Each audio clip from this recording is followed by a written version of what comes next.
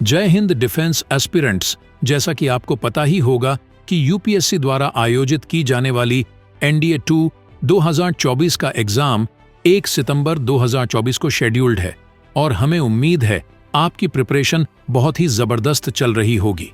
Aspirants, अगर NDA exam की preparation में एक फैक्टर जो सबसे बड़ा रोल प्ले करता है तो वह है प्रीवियस ईयर क्वेश्चन पेपर, क्योंकि जैसा कि आपको पता ही होगा यूपीएससी के द्वारा आयोजित किए जाने वाले एनडीए एग्जाम में क्वेश्चन का लेवल काफी एडवांस रहता है, इसलिए हमें उसके डिफिकल्टी लेवल एवं उसके पैटर्न को समझना बहुत जरूरी है। इसी नीड को समझते हुए सेंचुरियन डिफेंस एकेडमी आपके लिए लेकर आ रही है एनडीए मैथ्स एवं जीएटी के लिए previous year question paper solution की सीरीज, जिसमें आपको न सिर्फ एनडीए मैथ्स के लिए बल्कि जीएटी के लिए भी प्रीवियस ईयर क्वेश्चन पेपर का सॉल्यूशन कराया जाएगा एवं उनका डिटेल सॉल्यूशन के पीडीएफ को भी प्रोवाइड कराया जाएगा। तो अगर आप अपने एनडीए एग्जाम के पहले एक परफेक्ट रिवीजन करना चाहते हैं तो आप इस NDA previous year question paper की सीरीज को फॉलो कर सकते हैं और इस रिवीजन सीरीज को फॉलो करके आप अपने एनडीए 2 2024 एग्जाम में निश्चित सफलता प्राप्त कर सकते हैं। इस previous year question paper series का डिटेल्ड सॉल्यूशन के पीडीएफ का लिंक डिस्क्रिप्शन बॉक्स में दिया गया है, जिसको आप डाउनलोड कर सकते हैं। हेलो बच्चों, जय हिंद। तो जैसा कि आप लोगों ने अभी देखा कि जो एनडीए फर्स्ट 2024 का जो आपका क्वेश्चन का मैथमेटिक्स का जो पेपर का सलूशन था, उसमें अभी आपके साथ जो है कुलदीप सर जो है क्वेश्चन नंबर 1 से लेकर के 40 तक जो है डिस्कस कर रहे थे। अगेन 41 से लेकर के 80 क्वेश्चन तक मैं डिस्कस करूंगा और उस क्वेश्चन के कंसेप्ट और उसके ट्रिक्स और किस तरीके से क्वेश्चन सॉल्व किया जाता है उसको आप देखेंगे। तो सबसे पहले हम लोग देखते हैं क्वेश्चन नंबर 41 को लेकर के ट्रिग्नोमेट्री का एक क्वेश्चन आया हुआ है। यहाँ पे आप देखेंगे तो क्वेश्चन नंबर 41 का जो ये क्वेश्चन है कि ABC is a triangle such that angle C is equal to 60 degree, then what is the cos A plus cos B upon cos A minus B by 2 is equals to, ये पूछा गया question. ठीक है, और यहाँ पे आप देख सकते हैं कि भाई इसमें इसका राइट आंसर क्या होने वाला है। इन्होंने ऐसा बोल रखा कि ABC is a triangle such that angle C is equal to 60 degree. Angle C कितना है? 60 डिग्री है। जब एंगल C 60 डिग्री है तो आपको ए और बी में रोका तो नहीं है ना कि ए और बी के एंगल क्या है क्या नहीं है। हमने कहा एक पल के लिए, अब देखो ट्रिक है ये, एक तरीके से आप एक पल के लिए मान लो, माना कि एंगल ए भी अपने आप में और एंगल बी भी अपने आप में 60 डिग्री के बराबर है, जो कि एंगल सी के बराबर है अपने आप में, ये भी 60 डिग्री है। मान लें ऐसा, भाई रोका तो है नहीं। हमने कहा चलो इस पे एक बार वैल्यू देख लेते हैं, इनको जो आना होगा वो आएंगे अपना। तो ये अपने आप में बन गया cos A plus cos B, दोनों की वैल्यू रखेंगे। cos 60 दैट इज कितना 1/2 प्लस 1/2 कितना आ गया बेटा 1/2 प्लस का 1/2 अपान में सर यहाँ 0 हो गया। cos 0 की वैल्यू होती है सर 1, 1/2 प्लस 1/2 कितना आना है 1 आना है, बस खत्म बात। एंगल C अगर 60 डिग्री है, इसकी वैल्यू हम सॉल्व करते ना, ज्योमेट्री लगाते ना, इसका आंसर कितना आने वाला है 1 आने वाला, इसलिए इसका राइट आंसर जो हो गया वो कितना हो गया C हो गया। बात सबको समझ में आया? वैल्यू पुटिंग इसको बोलते हैं। हिट है इसका, हिंट क्या है, इसका ट्रिक क्या है, बस यही आप नोट करेंगे कि हम इसमें जो है एंगल सी अगर 60 डिग्री दिया हुआ है तो angle A equal to angle B equal to 60 degree हमने उठा के पुट कर दिया। हमने ट्रायंगल ये ज्यूम कर लिया कि ट्रायंगल अपने आप में इक्विलेटरल है, कुछ बोला नहीं था, हमने मान लिया। इसके हिसाब से जो आंसर आना होगा आएगा। नेक्स्ट अगले क्वेश्चन की तरफ हम चलते हैं और अगला क्वेश्चन जो हम लोगों का होगा वो अपने आप में यहाँ पर है, what is square root of 15 plus cot square pi by 4 minus 2 cot inverse 3 is equals to. इसके बारे में बातचीत किया जा रहा है कि इसकी वैल्यू किसके इक्वल होगी। फिलहाल एक पल के लिए आप समझिए cot square this is equal to, पहले हम इसको डील कर रहे हैं। आप सभी लोग देखिए इसको कि क्या ये अपने आप में cot of pi by 4 minus 2 और इस काट इनवर्स 3 को हम अगर लिखना चाहें 2 tan इनवर्स 1/3 तो क्या आप लिखने का परमिशन देंगे कि नहीं देंगे, और इसका ये होल स्क्वायर है, बोलिए भाई हाँ या ना। ऐसा कर सकते हैं हम लोग?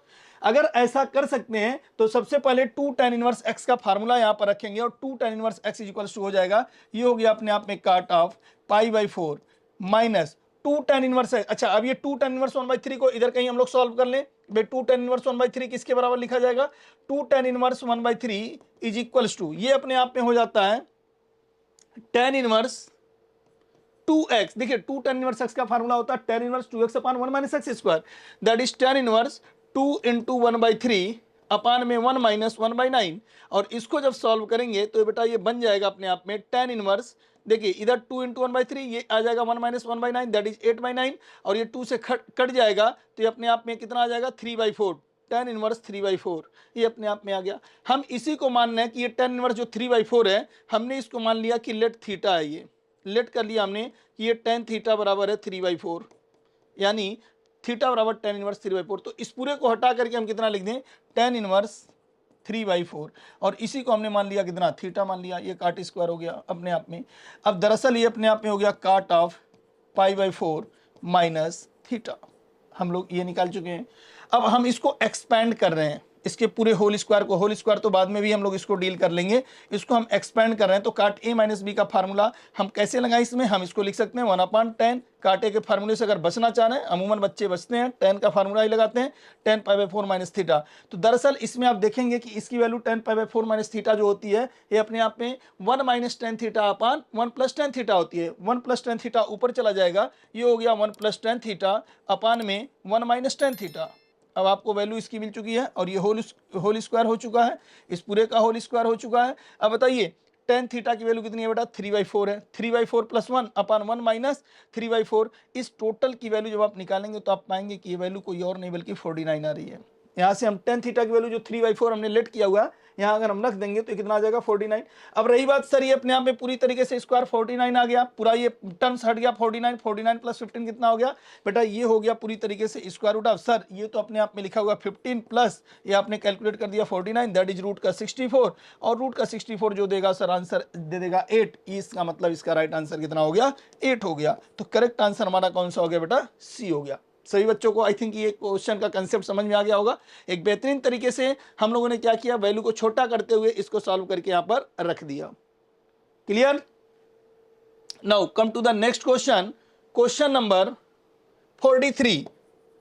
क्वेश्चन नंबर 43 के केस में बोला गया, ये एक लेंदी क्वेश्चन है, लेकिन फिर भी हम लोग इसको बड़े आसान तरीके से सॉल्व कर लेंगे। किस तरीके से सॉल्व करेंगे वो अप्रोच आप देखिए यहाँ पे।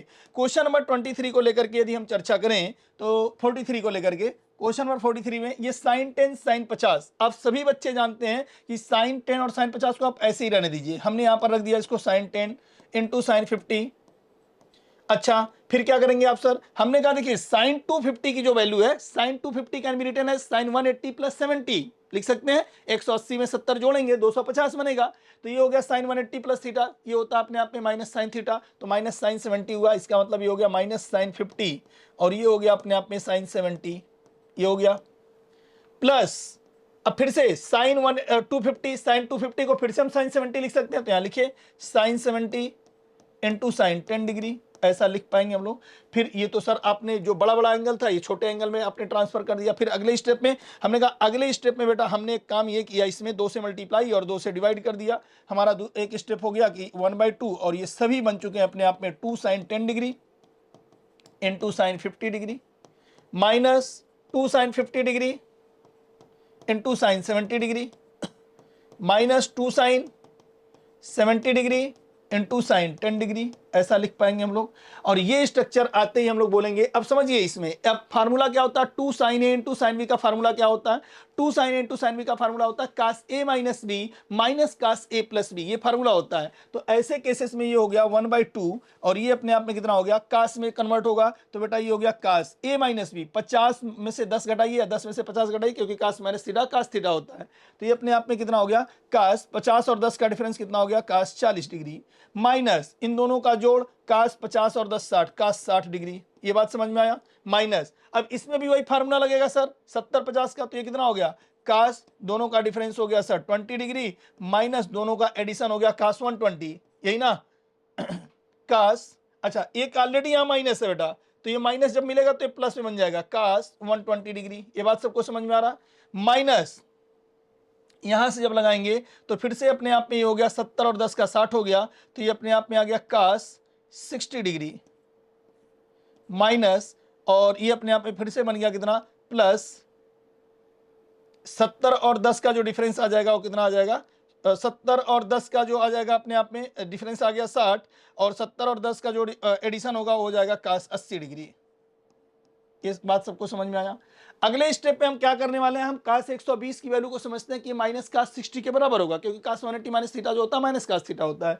तो ऐसे केसेस में आप देखेंगे तो ये हो गया 1/2, और यहां पर आ गया कास 40 डिग्री माइनस कास 60, ये हो गया माइनस ये बन गया कास 60, सभी कास 60 को एक पास इकट्ठा कर रहे हैं, ये कास 60 माइनस ये हो गया कास 20 डिग्री, और प्लस cos 80 डिग्री।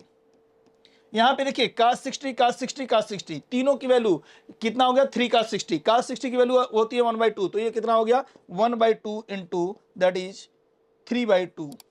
समझ में आया? और माइनस में है तो -3/2, प्लस में अब ये cos 40 cos 20 cos 80, हम लोग एक काम करें यहां पर लिख लें cos 40 plus cos 80 degree minus cos 20 degree, ऐसा लिख पाएंगे हम लोग। अब इसमें हमने लगा दिया cos c minus cos d का फार्मूला, और जैसे ही हमने लगाया बन गया 1/2 माइनस का 3/2 प्लस ये अपने आप में हो गया cos 40,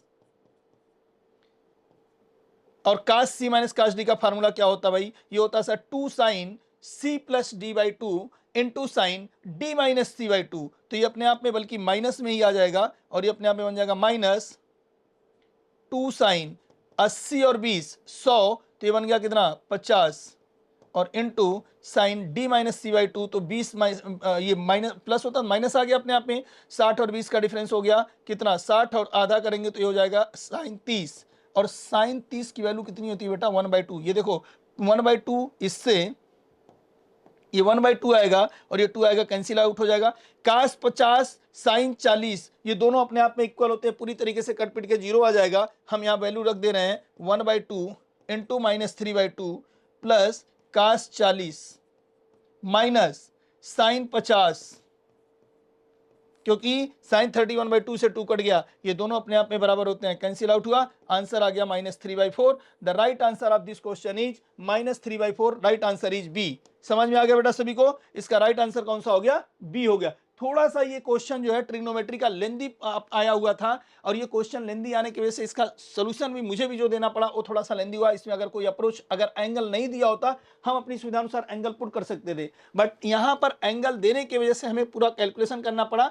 और मुझे लगता है कि आप इसमें और कोई कैलकुलेशन ना करके आप 250 को हटा करके आप साइन 70 वगैरह में 180 प्लस थीटा में कन्वर्ट करेंगे, बहुत सटीक तरीके से रास्ता आपको दिख जाएगा, और one of the easiest method आपके लिए यहाँ पर दिखाया गया। तो -3/4 इसका राइट आंसर हो जाएगा।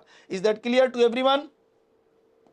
नाउ क्वेश्चन नंबर 44 की बात अगर करते हैं, ये क्वेश्चन एक बेहतरीन क्वेश्चन है। इसके बारे में यदि हम चर्चा करें तो सबसे पहला पॉइंट यही कि tan inverse a by B minus tan inverse a minus B upon a plus B बताना है कि ये किसके इक्वल होगा। हम इसमें दुनिया भर के कैलकुलेशन करने से बचना चाहते हैं, हम एक आसान रास्ता ढूंढना चाहते हैं, और एनडीए का जो मैथ का पेपर होता है इतना टफ नहीं होता है। तो ऐसे केसेस में इससे बचने के लिए हमें एक काम ये करना पड़ेगा कि हम लोग एक काम करें, वैल्यू पुटिंग का सहारा ले लें, रोका तो है नहीं किसी ने। अब सवाल ये उठता कि सर अगर हम ए और बी की वैल्यू दोनों की वैल्यू बराबर मान लेते हैं तो आंसर हमारा कुछ ऐसा आना चाहिए कि जो है अपने आप में ए और बी, जैसे ये अपने आप में 1 आ जाएगा और यहाँ पर अपने आप में ए और बी बराबर लेने पे ये 0 आ जाएगा, तो π/4 दिखना चाहिए। अब सवाल ये उठता कि सर कई जगह पे π/4 हमें मिलते हुए दिख रहे हैं। इस चीज से बचने के लिए हमने कहा कि इसमें आप वैल्यू में परिवर्तन कर दो, अपनी सुविधा अनुसार वैल्यू को एज्यूम करना आप स्टार्ट करो। तो हमने कहा एक काम करो, आप सबसे पहला पॉइंट इसमें कि हिंट के रूप में, हिंट पुट, इसमें आप पुट कर दो a इज इक्वल्स टू, आप रख दो इसमें उठा के आप रख दो a इज इक्वल्स टू, अगर हम b की वैल्यू a की वैल्यू 1 और b की वैल्यू 0 रखते हैं तो हमारा काम आसान हो जाएगा। a is equals to 1 and b is equals to 0। इससे फायदा क्या होने वाला है? इससे फायदा ये होने वाला है कि अगर हम लोग यहाँ पर a इक्वल टू 1 और b इज इक्वल टू 0 रखते हैं तो यहाँ पे आ जाएगा tan inverse a by b, यानी ये हो गया tan इनवर्स 1/0 इनफाइनाइट, और इनफाइनाइट की वैल्यू होती है π/2 हो जाती है। ये बात सबको समझ में आ रहा? Put a equal to 1 and b is equal to 0, ये पूरी तरीके से कन्वर्ट होगा तो क्या बनेगा tan inverse 1/0 minus tan inverse, ये हो गया a माइनस b, 0 हो चुका है, यानी a/a दैट इज 1/1, ये आ गया अपने आप में tan इनवर्स 1/1। अब बताइए ये तो हो गया सर tan इनवर्स इनफाइनाइट, यही तो होता है, माइनस सर ये हो गया tan इनवर्स 1। अब बताइए tan इनवर्स इनफाइनाइट की वैल्यू कितनी होती है सर π/2, tan इनवर्स 1 कितना होता है π/4। अब बताइए π/2 माइनस π/4 कितना आएगा? π/4 आएगा कि नहीं आएगा? राइट आंसर इसका होना चाहिए कितना? π/4, और इसका राइट आंसर है भी π/4। अब बोलेंगे सर ऑप्शन सी और डी को भी तो चेक कर लीजिए, ए तो नहीं है। हमने कहा इसमें अगर आप रखेंगे b इज इक्वल टू 0 तो संभवतः अगर आप b इक्वल टू 0 रखेंगे तो ये तो खत्म हो रहा, d तो नहीं हो रहा, लेकिन c दावेदारी कर रहा है कि भाई हमारा राइट आंसर हो सकता है π/4। तो हमें वैल्यू बदलना भी पड़ेगा क्योंकि इसके फिर से दो आंसर मैचिंग हो रहे हैं। Pi by 2 minus pi by 4, ये भी आ रहा, ये भी पाई बाय 4 दे रहा, ये भी पाई बाय 4 दे रहा। तो हम कह रहे हैं कि चलो ठीक है, अगर a इक्वल टू 1 और b इक्वल टू 0 पर इसका दो आंसर मैच करने लगा है, तो हम लोग एक काम ये करेंगे कि फिर से वैल्यू में परिवर्तन कर देते हैं। इस बार उठा के हमने कहा कि एक काम करिए, आप इस बार पुट कर लीजिए, क्योंकि दो आंसर मैच कर गए, आप ऐसी वैल्यू आप पुट कर लीजिए। हिंट दूसरा कि a इज इक्वल टू 0 कर दीजिए और b इज इक्वल टू 1 कर दीजिए।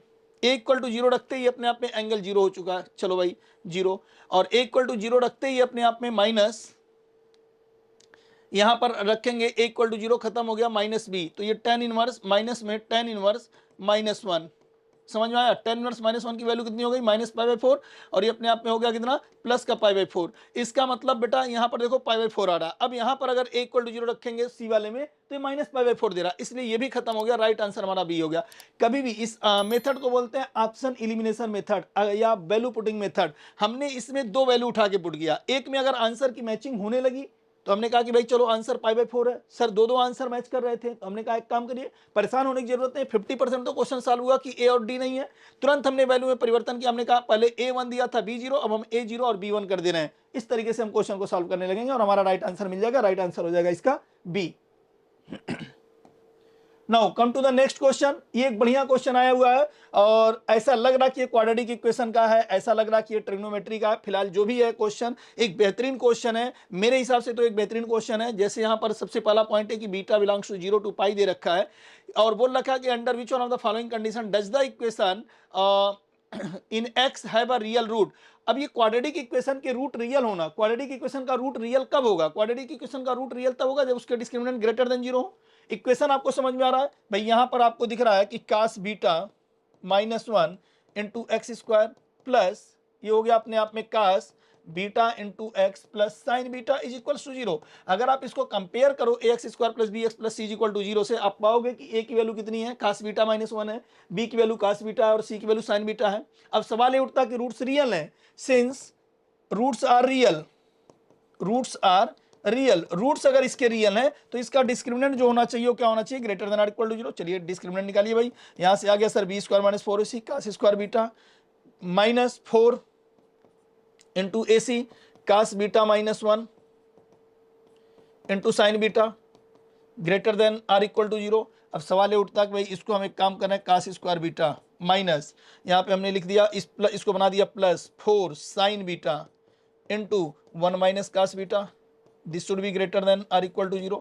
अब एक सवाल जरा इसमें कसमकस इसमें ये आ रही है कि भाई बीटा अगर 0 से पाई बाय 2 है, कास स्क्वायर बीटा तो अपने आप में एक पॉजिटिव नंबर है, कोई दिक्कत वाली बात नहीं है। इस पे हमें संदेह है कि पता नहीं ये पॉजिटिव होगा या निगेटिव होगा और इससे कहीं ज्यादा हो गया तो क्या होगा। तो इस चीज को हमें समझने के लिए यहाँ पे हमें एक समझना पड़ा कि इसके रूट्स अगर रियल हैं तो भाई बीटा अगर 0 से पाई के बीच में है, बीटा अगर greater than or equal to 0 less than or equal to pi है, तो आप याद रखिए कि साइन बीटा की जो वैल्यू होगी वो अपने आप में greater than 0 but less than 1 रहेगा।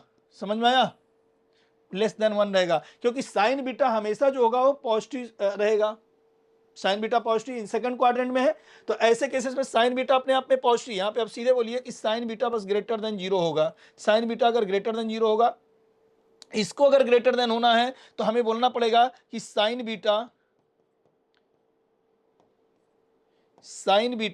Into 1 minus cos beta this should be greater than or equal to 0। Sine beta तो हो गया ग्रेटर देन 0, यानी कि 1 माइनस कास बीटा जो होना चाहिए वो क्या होना चाहिए, greater than or equal to 0 होना चाहिए। तो ऐसे केसेस में हमें बोलना पड़ेगा कि 1 minus cos beta should be greater than or equal to 0।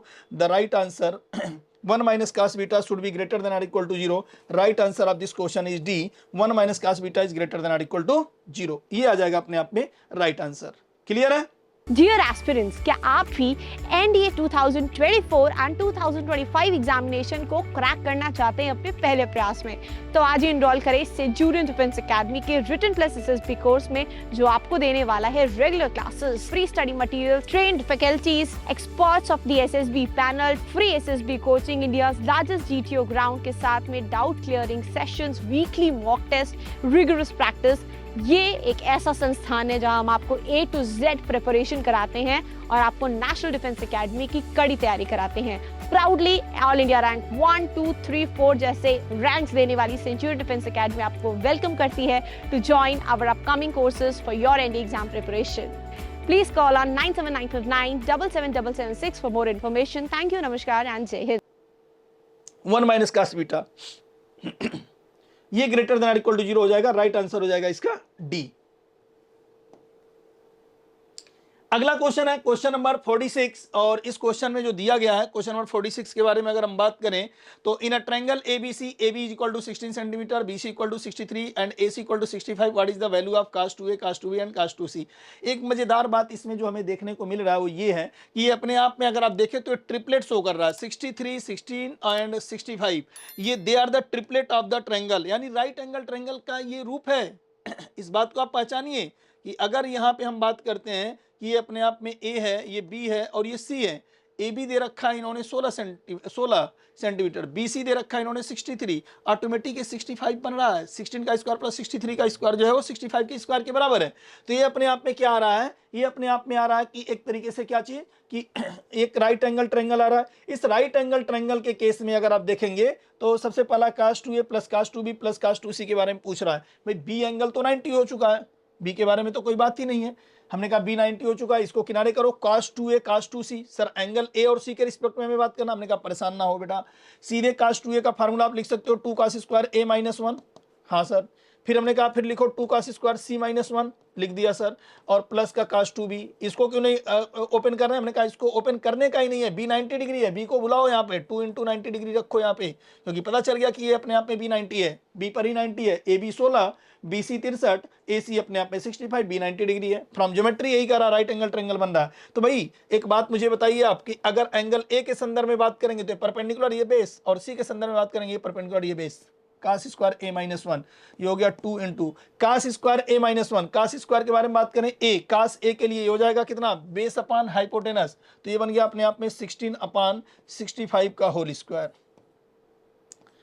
Plus cos c के लिए अगर हम बात करेंगे तो ये हो जाएगा 63 का स्क्वायर अपान 63 अपान 65 का होल स्क्वायर, 63 अपान 65 का होल स्क्वायर, और ये -1 दैट इज -2, और cos 180 डिग्री का भी मान होता है कितना, -1, तो ये पूरा बन गया -3। ये बात सबको समझ में आ रहा है, cos 180 डिग्री -3। अब एक बात समझिए, यहाँ पर भी बेटा 2 था, 2 को हम बाहर कर लेते हैं, 2 इंटू, अब जरा देखना 16 का दोनों कैल्शियम सेम है, 16 का स्क्वायर प्लस 63 का स्क्वायर अपान में 65 का स्क्वायर, है ना, -3। ये पूरी तरीके से बेटा फिर से आ जाएगा कितना, 65 का स्क्वायर अपान 65 का स्क्वायर, ये हो गया 2 into 1 -3 that is -1। Right answer of this question is ए। इसका मतलब इसका राइट आंसर कितना हो गया बेटा, ए। करेक्ट आंसर कौन है इसका, ए। तो ज्योमेट्रिकली अगर हम इस चीज को देख रहे हैं, ज्योमेट्रिकली हमने इसमें फायदा उठा लिया कि हमें दिख गया कि अपने आप में एक राइट एंगल ट्रायंगल बन रहा है, और जैसे ही राइट एंगल ट्रायंगल बनना हमने वैल्यू पुट कर दी, बी की वैल्यू हमने रखी नहीं, कन्वर्ट कर दिया। समझ में आ गया, तो ये काम हम लोगों ने कर लिया। नाउ नेक्स्ट क्वेश्चन की बात अगर हम करते हैं, F theta is equal to, value putting का सहारा लेंगे। ट्रिग्नोमेट्री के मैक्सिमम क्वेश्चन जो है हम लोग वैल्यू पुटिंग से ही सॉल्व करेंगे। Option elimination method, value putting method, ये सारे काम हम लोग करते हैं। जैसे यहाँ पर f theta equal to 1/1 plus tan theta दे रखा है, इन्फॉर्मेशन दे रखा है अल्फा प्लस बीटा 5π/4 है, then what is the value of F alpha F beta. हम एक पल के लिए कहते हैं आप इसमें अपने सुविधा अनुसार एफ अल्फा और बीटा, जब उसने कुछ बोला नहीं है आप अपनी सुविधा अनुसार अल्फा और बीटा की वैल्यू एज्यूम कर सकते हैं ना, जो इस इक्वेशन को सेटिस्फाई कर जाए, इसको अल्फा प्लस बीटा को। हमने कहा 5π/4, आप एक काम करो, अल्फा बराबर पाई पुट कर दो और बीटा बराबर π/4 पुट कर दो, ऐसा सोच सकते हैं हम लोग। इसका ट्रिक क्या है, ट्रिक सर इसका ये है कि put alpha is equals to pi and beta is equals to π/4। ये जैसे ही हमने पुट किया तो पाई प्लस π/4 5π/4 होता है सर। एफ अल्फा चाहिए, हमने कहा एफ अल्फा निकाल लो बेटा, एफ अल्फा बराबर, यानी जहां जहां थीटा वहां पर अल्फा रखो, अल्फा की वैल्यू π/4 आपने पाई रखा हुआ है, 1/1 प्लस tan पाई। सर tan पाई का मान होता है 0, हमने कहा हटाओ इसको, आ गया 1। इसका राइट आंसर बन गया सर 1। दूसरा एफ बीटा बराबर कितना, एफ ऑफ π/4, एफ ऑफ π/4 ये रख दिया हमने। यहाँ पर कितना आ गया 1/1 प्लस tan π/4, और tan π/4 की वैल्यू होती कितनी है, 1 होती है। ये हो गया कितना 1 + 1 दैट इज 2, 1/2 हो गया। अब यहाँ पे हमें f alpha into F beta चाहिए, उठाओ इसको, f alpha into F beta that is equals to f pi into f π/4, यही तो हमें निकालना है सर। ये हो गया 1 इंटू 1/2 और आंसर हो गया सर 1/2। अब देखो अगर इनको डिपेंड करना होता अल्फा बीटा पर तो ये डिपेंड करते हैं, ये अल्फा बीटा पर डिपेंड कर नहीं रहे हैं, इसका मतलब इसका राइट आंसर कितना हो गया 1/2। तो राइट आंसर हो गया इसका बी, करेक्ट आंसर इसका हो गया दैट इज बी। ठीक है, करेक्ट आंसर इसका हो गया B that is 1/2। F alpha into F beta की वैल्यू कितनी हो गई 1/2। Is that clear? यहां पर बड़ी आसान तरीके से जो आपने ट्रिक का इस्तेमाल किया कि सर इसमें क्या पुट किया जाए, हमने कहा इसमें आप वैल्यू, सर हम अल्फा इक्वल टू पाई ना लेकर के अल्फा इक्वल टू पाई/4 और बीटा इक्वल टू पाई, हमने कहा कुछ भी इच्छा करे आपकी, आप पाई/3 एक एंगल पाई/3 दूसरे को कोई अन्य एंगल रखना चाहें, जो इच्छा करे आप रखिए, कोई प्रभाव पड़ने वाला नहीं है। अगले क्वेश्चन की तरफ हम चलते हैं। Question number 48। क्वेश्चन नंबर 48 की बात अगर हम करते हैं तो क्वेश्चन नंबर 48 के केस में अगर हम लोग देखें यहाँ पर तो ये अपने आप में लिखा हुआ है कि if tan alpha and tan beta are the roots of the equation this then what is the value of cos 2 alpha plus 2 beta. पहली बात तो ये जो वैल्यू इन्होंने पूछा हुआ, आप एक काम करो 2 को बाहर कर लो, cos ये हो गया अपने आप में 2 times of alpha plus beta, चलेगा ऐसा, इसकी वैल्यू पूछा जा रहा है। ये बात इतना समझ में आ गया हमें सर tan अल्फा और tan बीटा अगर इस इक्वेशन के रूट हैं, कैन वी से दैट कि सम ऑफ रूट्स क्या होता है माइनस बी अपॉन ए, तो ये कितना हो जाएगा अपने आप में tan alpha plus tan beta is equals to that is 6 minus B upon A that is 6। अच्छा सर, फिर tan alpha product of root जिसको बोलते हैं tan alpha into tan beta, tan alpha into tan beta, tan alpha into tan beta की value जो हो गई वो c upon A that is 8 आ गई। तो भाई हमें क्या करना, हमने कहा एक काम करो सर आप इसमें निकाल लो tan of alpha plus beta, इससे फायदा क्या होने वाला है, tan alpha plus beta is equals to ये हो जाएगा tan अल्फा प्लस में tan बीटा अपॉन में 1 minus tan alpha into tan beta आप ऐसा लिख सकते हो। अब tan alpha plus tan alpha plus beta की वैल्यू सर 6 दे रखा है, 1 माइनस यहाँ पर कितना रखने का, ये हो गया सर 8, समझ में आ गया, तो ये आया कितना सर, ये हो गया 6/7 minus 6/7 tan alpha plus beta आ गया।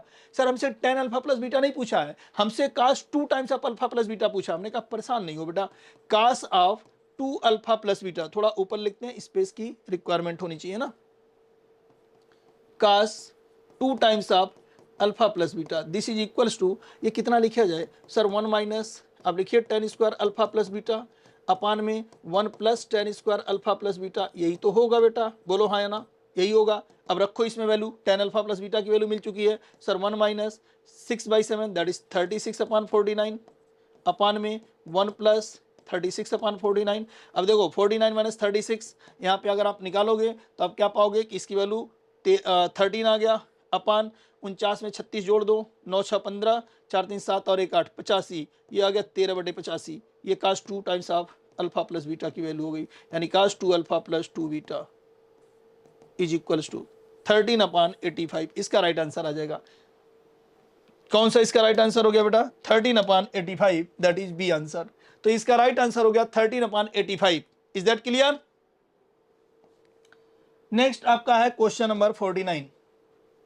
क्वेश्चन नंबर 49 की अगर हम चर्चा करते हैं तो क्वेश्चन नंबर 49 के केस में अगर हम लोग देखें तो यहाँ पर जो दिया गया what is the value of, ये बेहतरीन क्वेश्चन है, मुझे लगता है कि one of the most important question है जो कि एनडीए फर्स्ट 2024 में इसका इस्तेमाल किया गया। एक रिजल्ट मतलब चंद सेकंड के अंदर आप बोर्ड लेवल पे आप जाते हैं सभी बच्चे, तो आप देखते हैं कि इसमें प्रूफ दैट करने के लिए आता है, proof that tan 65 is equals to 2 tan 40 minus tan 25, इसका इस्तेमाल हम करने वाले हैं। हम लोग ये बात बोल दें, और इसको अगर आपको देखना कि ये किस तरीके से आता है तो हमारा सेपरेट वीडियो पड़ा होगा, उसमें आप देख सकते हैं इन चीज़ों को। तो यहाँ पे हम लोग बोलेंगे कि tan 65 इज इक्वल्स टू ये हो जाएगा अपने आप में 2 tan 40 डिग्री और प्लस का tan 25। इसको आप प्रूफ करके निकाल सकते हैं। 65 को 40 और 25 में तोड़ेंगे, आप देखेंगे यही आएगा, और इस्तेमाल होगा इसमें जो नंबर वो ये कि tan alpha into tan beta complementary angle, और उन दोनों का सम 65 और 25 का जो सम आ रहा है उन अपने आप में 90 डिग्री आ रहा है, उसकी वैल्यू हो जाती है 1। तो ऐसे केसेस में 2 tan 40 प्लस tan 25 आ जाएगा अपने आप में।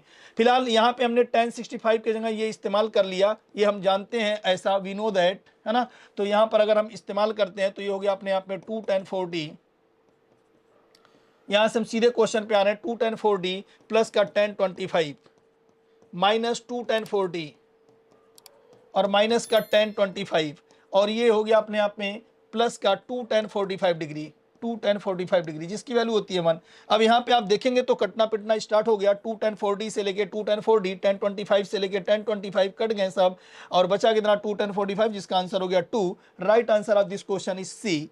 तो इसका राइट आंसर कितना हो गया सी। अगर आप इस वैल्यू को जानते हैं, अदरवाइज हम इसमें घूमते रहेंगे, इस क्वेश्चन को सॉल्व करते रहेंगे, तो हम इसका इस्तेमाल कर लेंगे। अगर आपको अलग से सेपरेट आपको देखना है कि सर ये कैसे आ गया, तो आप सेंचुरी डिफेंस एकेडमी के ऑफिशियल यूट्यूब चैनल पे जाके इन चीजों के बारे में आप देख सकते हैं और डिटेल में हम लोग क्लास में इसकी चर्चा करते हैं।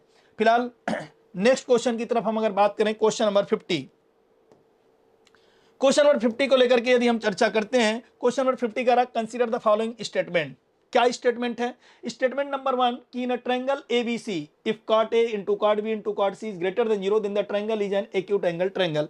एक बात आप समझिए, अगर यहां पर इन्होंने ये चर्चा कर लिया कि भाई cot A cot B cot C अगर ये ग्रेटर देन 0 है तो ट्रायंगल का एक्यूट होना मतलब ये है या नहीं है, तो हमने कहा एक काम करते हैं, हम जानते हैं कि किसी भी ट्रायंगल में दो ऑब्ट्यूस एंगल तो हो नहीं सकते हैं, या हो सकते हैं किसी ट्रायंगल में दो ऑब्ट्यूस एंगल नहीं होंगे।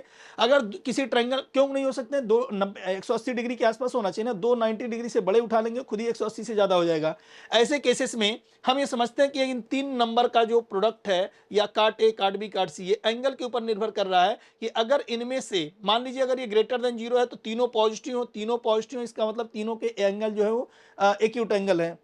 ठीक है, अगर सर इसमें से हम कहते हैं निगेटिव कब आएगा, इसमें से निगेटिव आएगा तब जब दो पॉजिटिव हो और एक क्या हो अपने आप में निगेटिव हो, दो पॉजिटिव हो और एक निगेटिव हो तो तभी अपने आप में निगेटिव होगा। लेकिन निगेटिव तो इसने बोला नहीं है, या ये अपने आप में पॉजिटिव कब होगा जब दो, अब सुनिए ध्यान से कि अगर तीनों पॉजिटिव हो या सर दो निगेटिव हो एक पॉजिटिव हो, दो निगेटिव का होना मतलब ऑब्ट्यूस एंगल दो होने चाहिए क्योंकि सेकंड क्वाड्रेंट में निगेटिव होगा, तो ऐसी पॉसिबिलिटी होगी नहीं, इसलिए अपने आप में ट्रायंगल जो होगा वो एक्यूट एंगल ट्रायंगल ही रहेगा। ठीक है, ये अपने आप में क्या रहेगा, एक्यूट एंगल ट्रायंगल ही रहेगा। अगले पॉइंट पे हम चलते हैं कि in triangle ABC if tan a into tan b into tan c अगर ग्रेटर देन 0 है then the triangle is an obtuse angle triangle. खैर ये अपने आप में एक ऑब्ट्यूस एंगल ट्रायंगल होगा, इस बात को हम समझते हैं। ऑब्ट्यूस एंगल ट्रायंगल होगा अगर ये ऑब्ट्यूस एंगल ट्रायंगल होगा तो इसमें से कोई एक एंगल तो 90 डिग्री से ज्यादा होना चाहिए था। अगर 90 डिग्री से ज्यादा होता तो ये कभी भी अपने आप में पॉजिटिव नहीं हो पाता। समझ में आया? ऑब्ट्यूस एंगल क्यों? क्योंकि एक अगर होता, अगर दो होंगे, दो पॉसिबल ही नहीं है, इसका मतलब ये गलत स्टेटमेंट है, ये सही है और ये गलत है। हम लोग बोलेंगे कि इसका राइट आंसर जो हो जाएगा वो अपने आप में कौन सा हो जाएगा, करेक्ट आंसर इसका होगा केवल और केवल अपने आप में। अच्छा, इसने क्या बोल रखा है, ऑब्ट्यूस एंगल ट्रायंगल, तो ये इसका जो राइट आंसर हो जाएगा अपने आप में जो होगा वो करेक्ट आंसर इसका आप करिएगा केवल और केवल एक होगा, only one triangle. Acute angle triangle ठीक है लेकिन ऑब्ट्यूस एंगल ट्रायंगल नहीं हो पाएगा, तो ओनली वन होगा। इसका राइट आंसर आप करिएगा ए, करेक्ट आंसर इसका हो जाएगा ए, ओनली वन। क्लियर है? Now next question is if A and B is the centre and C is the radius of the circle then what is the value of A square plus B square plus C square. A B is the A comma B is the centre and C is the radius. तो साफ साफ हमें समझ में आ रहा है यहां से कि ए की वैल्यू अगर कंपेयर आप करें, ध्यान दीजिए, अगर कंपेयर आप करते हैं X square plus Y square plus 2gx प्लस 2fy plus C is equal to 0 से, तो आप पाएंगे बेटा यहाँ पर कि सर सेंटर जो होता है ना वो अपने आप में माइनस जी कामा माइनस एफ होता है। इसकी वैल्यू हो गई कितनी, -1 एंड -3। और रही बात रेडियस की, तो जो रेडियस है वो अपने आप में होता है square root of g square plus f square minus c. तो यहाँ से जी स्क्वायर की जो वैल्यू है वो हो गई 1 प्लस 3 का स्क्वायर दैट इज 9 और सी की वैल्यू हो गई -1, 1 से 1 कट गया और इसकी वैल्यू हो गई कितनी, 3। रेडियस हो गया 3। फिलहाल सेंटर ए और बी -1, इसका स्क्वायर करेंगे। इन्होंने पूछ रखा है कि भाई A square plus B square plus C square का मान कितना होगा। सेंटर दे रखे हैं, ए का मान कितना भाई 1, 1 का स्क्वायर 1, 3 का स्क्वायर 9 प्लस सी 9, 9 9 18 और 1 19। राइट आंसर इसका कितना हो गया, 19। करेक्ट आंसर इसका हो गया कितना, 19 हो गया। तो ये अपने आप में एक राइट आंसर हो गया। A square plus B square plus C square की वैल्यू कितनी हो गई, 19 हो गई। राइट आंसर इसका हो जाएगा A. Next question number 52। Question number 52 में 1 -1 2 and 2 1 -1 are the ends point of the diameter of the sphere, then what is the value of u, v and w? What is the u, v and w? u, v and w are the center. Centre होता -u -v and -w। आप याद रखिए, एक बात आप ऐसे समझिए कि अगर किसी स्फीयर के अगर ये डायमीटर के एंड पॉइंट है लाइक दिस एंड दिस, तो इन दोनों का जो मिड पॉइंट, मान लीजिए अगर ये पॉइंट ए है और ये पॉइंट बी है, तो इन दोनों का जो मिड पॉइंट होता है वही सेंटर होता है, और सेंटर होता है -u -v एंड -w। तो मेरा ये मानना है कि भाई अगर डायमीटर के ये और ये एंड पॉइंट है, अगर ये किसी डायमीटर के किसी स्फीयर के डायमीटर के अगर ये एंड पॉइंट है तो इसका मतलब सर दोनों का मिड पॉइंट उठाएं तो हमें सेंटर मिल जाएगा। मतलब हमें मिल गया sir minus you minus V और माइनस डब्ल्यू मिड पॉइंट। अगर हम इसका कैलकुलेट करेंगे 2 और 1 3, 3/2 आ गया सर। चलो सर ये अपने आप में आ गया 3/2 है ना, और कामा यहाँ पे 1 - 1 दैट इज 0, और यहाँ पर हो गया 2 - 1 दैट इज 1/2, ये आ गया सर। तो सर यहाँ से हमें क्या चाहिए, हमें minus you minus v minus डब्ल्यू मिला हुआ, u इज इक्वल्स टू आ गया -3/2, v इज इक्वल्स टू आ गया 0 and w is equals to आ गया -1/2। हमें फिलहाल निकालना है u प्लस वी प्लस डब्ल्यू। भाई बताइए -3/2 प्लस 0 - 1/2 ये क्या आ जाएगा, -2 आ जाएगा। समझ में आया? Right answer of this question is ए। इसका आंसर हो गया -2। तो ये इसका करेक्ट आंसर हो गया कि ये अपने आप में कितना आ गया, -2 आ गया। राइट आंसर हो गया इसका A. Now come to the next question, और यहां पर बोला गया कि the number of points represented by the equation x = 5 on xy plane. xy plane पे अगर आप चर्चा कर रहे हैं, xy प्लेन पे इस तरीके से एक प्लेन इस तरीके से अगर आप बनाते हैं, ठीक है, xy प्लेन की बात, अगर ये z एक्सिस है, ये अपने आप में y है, ये अपने आप में x है, तो कह रहा x = 5, x = 5 क्या शो करेगा भाई, x = 5 जब आएगा, कोई प्लेन अगर होगा इस तरीके से यहां पर होगा जिसमें x = 5 अगर दे रखा है,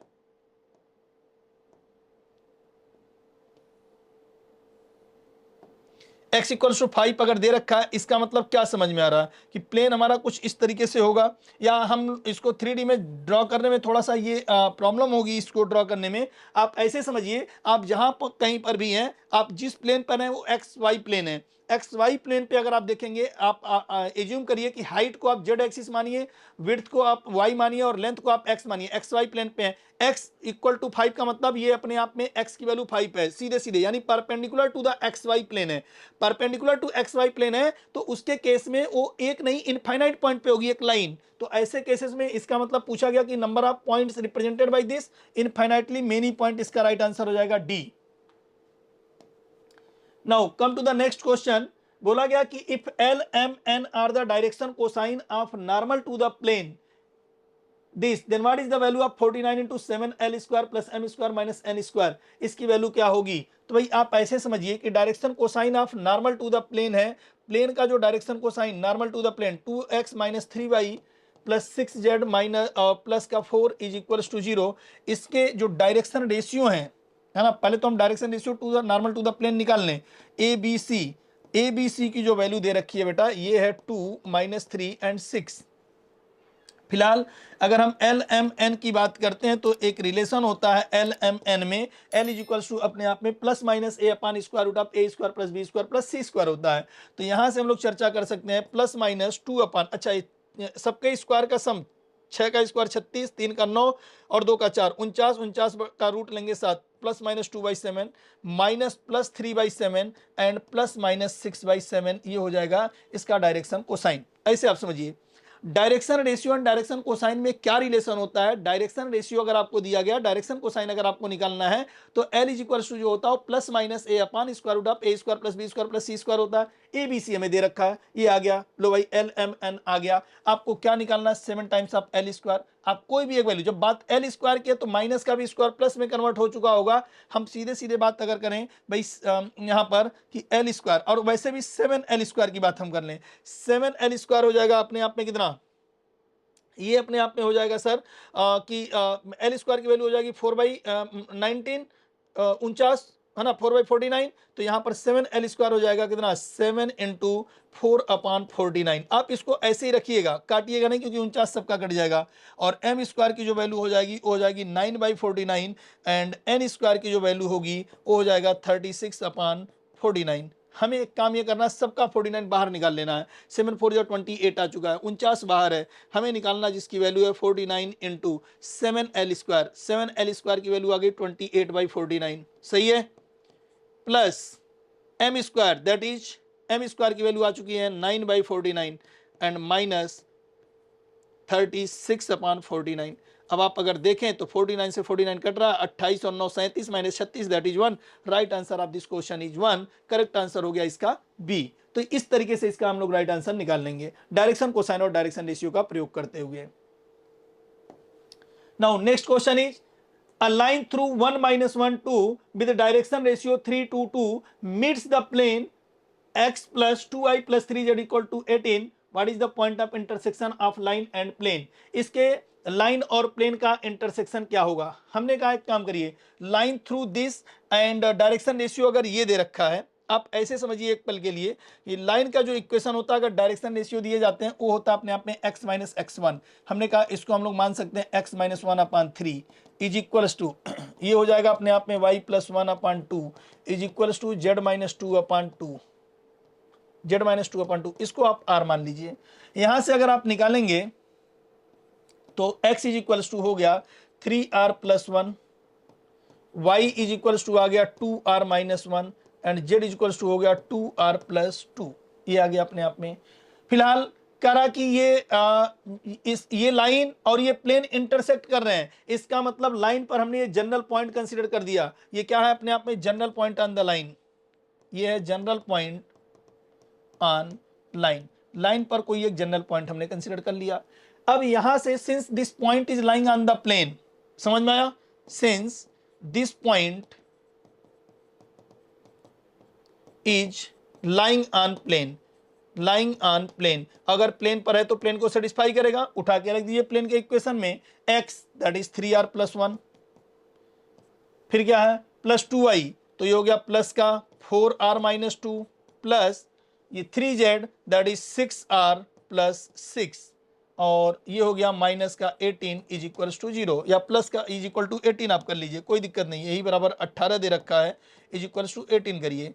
तो ये अपने आप में 6 4 10 और 3 13 13r और 6 और 1 7, 7 में से 2 निकल गया आया 5, 18 में से 5 निकल गया 13, यानी यहाँ से निकाला गया तो r का मान आ गया 1. और अगर r का मान 1 आ गया, हेंस पॉइंट जो आया point is equals to 3r plus 1, तो r की जगह रखेंगे 3 और 1 कम 4 और यहाँ रखेंगे r equal to 2 minus 1 that is 1 और यहाँ रखेंगे तो आ गया 4, यानी पॉइंट जो हो गया 4,1,4 that is right answer of this question is C. 414 इसका राइट आंसर हो जाएगा. 414 is the right answer of this question. 414. Next अगले क्वेश्चन की तरफ हम लोग चलते हैं और अगला क्वेश्चन है हम लोगों का क्वेश्चन नंबर 56. करा if p is the perpendicular distance from the origin to the plane passing through 1 0 0 0 1 0 and 0 0 1 then what is 3p square. एक बात आप समझिए कि p is the perpendicular distance from the origin to the plane. अगर plane को अगर आप ध्यान से देखें तो प्लेन अपने आप में इंटरसेप्ट फॉर्म में पूछा गया है. प्लेन का जो इक्वेशन है जिन पॉइंटों से पास कर रहा है, प्लेन इस तरीके से दे रखा है, प्लेन इस तरीके से दे रखा है आपको. ये है अपने आप में x axis, y axis, z axis, ये है प्लेन. ये है 1 0 0, ये है 0 1 0 और ये है 0 0 1. इस दशा में अगर ये इसको बोलते हैं equation of plane. Equation of plane जो होता है इंटरसेप्ट फॉर्म में, equation of plane intercept form में जो होता है, equation of plane in intercept form, ये होता है अपने आप में x upon a plus y upon b plus z upon c is equal to 1. फिलहाल a b c सब की वैल्यू 1 1 1 चल रही है. ये a होता है इंटरसेप्ट जो कट किया जाता है, a यहाँ b यहाँ c, ये a है ये b है ये c है, सब की वैल्यू 1 है, यानी ये x upon 1 plus y upon 1 plus z upon 1 is equal to 1, यानी x plus y plus z minus 1 is equal to 0. This is the equation of plane. Now इसने कहा कि p is the perpendicular distance from the origin.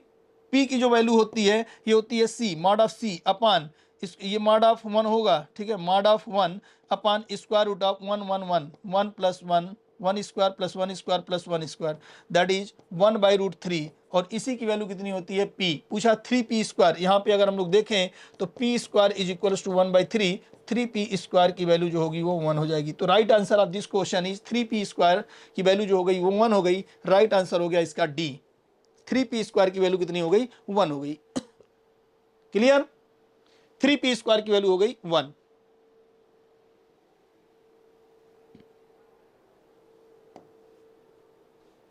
Now next question की बात अगर हम करें, if the direction cosine LMN of a line are connected by relation L plus 2m plus n is equals to 0, 2L minus 2m plus 3n equal to 0, what is the value of L square plus m square minus n square।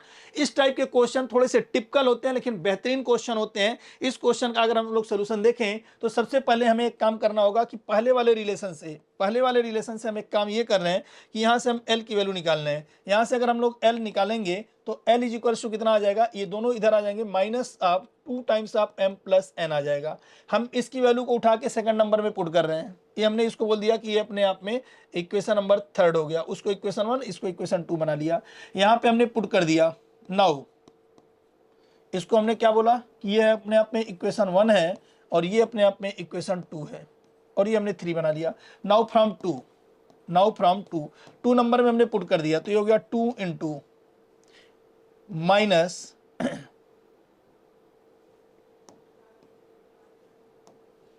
ये हो गया -2 into 2m plus n minus 2m plus 3n is equals to 0। ये हो गया -4m minus 2n minus 2m plus 3n बराबर 0। यहाँ से 4 और 2 6 और 20, तो यहाँ से जो आ गया हमारे पास -6m प्लस n बराबर 0, यानी कि यहाँ से जो आ गया वो आ गया n is equals to 6m। n की वैल्यू यदि 6m हो गई तो यहाँ हम रख देते हैं, तो l की वैल्यू हो गई कितनी, माइनस का 8m। l की वैल्यू हो गई माइनस का 8m। अब यहाँ से हम जानते हैं since L square plus M square plus N square is equals to 1, रख देते हैं l की वैल्यू, ये हो गया 64m स्क्वायर, m ही रहने देते हैं, और n की वैल्यू आ चुकी है यहाँ से 6m, that is 36n square is equals to 1। तो 36 और 64 100 101, यानी m की वैल्यू आ गई 1/रूट में 101, m की वैल्यू आ चुकी है 101। तो इस तरीके से हमें l भी मिल जाएगा। हमें क्या क्या मिल गया, l भी मिल गया। l इज इक्वल्स टू हो गया अपने आप में माइनस का 8m, तो l की वैल्यू हो गई कितनी, -8/रूट में 101। यहाँ से हम m के बारे में बात करें, m तो अपने आप में आ चुका है 1/रूट में 101, एंड n के बारे में अगर हम बात करते हैं तो ये है 6m, दैट इज 6/√101। सही है। हमें दरअसल चाहिए l square plus m square minus n square, hence l square plus m square minus n square is equals to l की value that is 64/101 plus m square 1/101 minus 36/101। सबका LCM same है। ये अपने आप में होगा 64 और 1 65, 65 में से 36 निकल जाएगा, ये आ जाएगा 29/101। तो इसका राइट आंसर हो गया 29/101। Correct answer of this question is B, 29/101। तो आपको काम क्या करना था, इस टाइप का क्वेश्चन अक्सर जो है जेई जैसे क्वेश्चनों में एग्जाम में पूछे जाते हैं। यहाँ पर अगर इस क्वेश्चन को कॉपी किया गया है तो ये थोड़ा सा लेंदी प्रोसीजर होता है, बट फिर भी हमने आपको बहुत आसान भाषा में समझाने की कोशिश की। इक्वेशन 1 से l की वैल्यू m और n के टर्म्स में निकाल लीजिए, उसको उठा के दूसरे इक्वेशन में पुट कर दीजिए, वहां से n की वैल्यू का एक n और m में रिलेशन आएगा, और ये रिलेशन का इस्तेमाल करते हुए हम एक डायरेक्शन कोसाइन का प्रयोग करेंगे, l square plus m square plus n square, और जो भी वैल्यू निकालने की बात करेगा वो वैल्यू हम लोग निकाल लेंगे। फिलहाल इसका राइट आंसर हो चुका है बी। नेक्स्ट अगला क्वेश्चन है क्वेश्चन नंबर 58। क्वेश्चन नंबर 58 में अगर आप गौर से देखें, बोला गया है if a variable line passing through the point of intersection of the line x plus 2y minus 1 is equals to 0 and 2x minus y minus 1 is equals to 0। पहले तो वेरिएबल लाइन जिस पॉइंट ऑफ इंटरसेक्शन से पास कर रहा हम उसी को solve करने के फिराक में उसी को हम सॉल्व करना चाहते हैं। हमने कहा देखो बेटा x plus 2y minus 1 is equals to 0 equation number 1, और दूसरा है कि 2x minus y और -1 is equals to 0 equation number 2। इसमें एक काम करो कि इस इक्वेशन में 2 से मल्टीप्लाई करके आप ऐड कर दो। जैसे ही हम ऐड करेंगे 2 से मल्टीप्लाई करके, आपको दिखेगा कि ये +2y और ये -2y कैंसिल आउट हो रहा है। अब ये 2 दूना 4 और 1 5, 5x इज इक्वल्स टू, ये हो गया होगा -2 और 1 3 हो गया, -3 इधर आ गया तो 3, x की वैल्यू आ गई कितना बेटा 3/5। इस x की वैल्यू को हम इक्वेशन नंबर 1 में पुट कर देना है। फ्रॉम 1 अगर हम निकालें तो यहाँ से आ गया 2y is equals to 1 minus X, that is 1 minus 3/5, that is 2/5। 2y की वैल्यू है तो y इज इक्वल्स टू आ गया 1/5, इसलिए जो पॉइंट ऑफ इंटरसेक्शन आया वो हो गया 3/5 कामा 1/5। ये पॉइंट हमने इतना निकाल लिया। अब आगे की कहानी ढूंढते हैं। इसने कहा कि variable line passing through the point of intersection of the line this and this and meets the coordinate axis in A and B. एक वेरिएबल लाइन है जो कि इन दोनों के इंटरसेक्शन से पास करे और ए और बी पे मीट कर रही है, यहां ए और बी पर मीट कर रही है।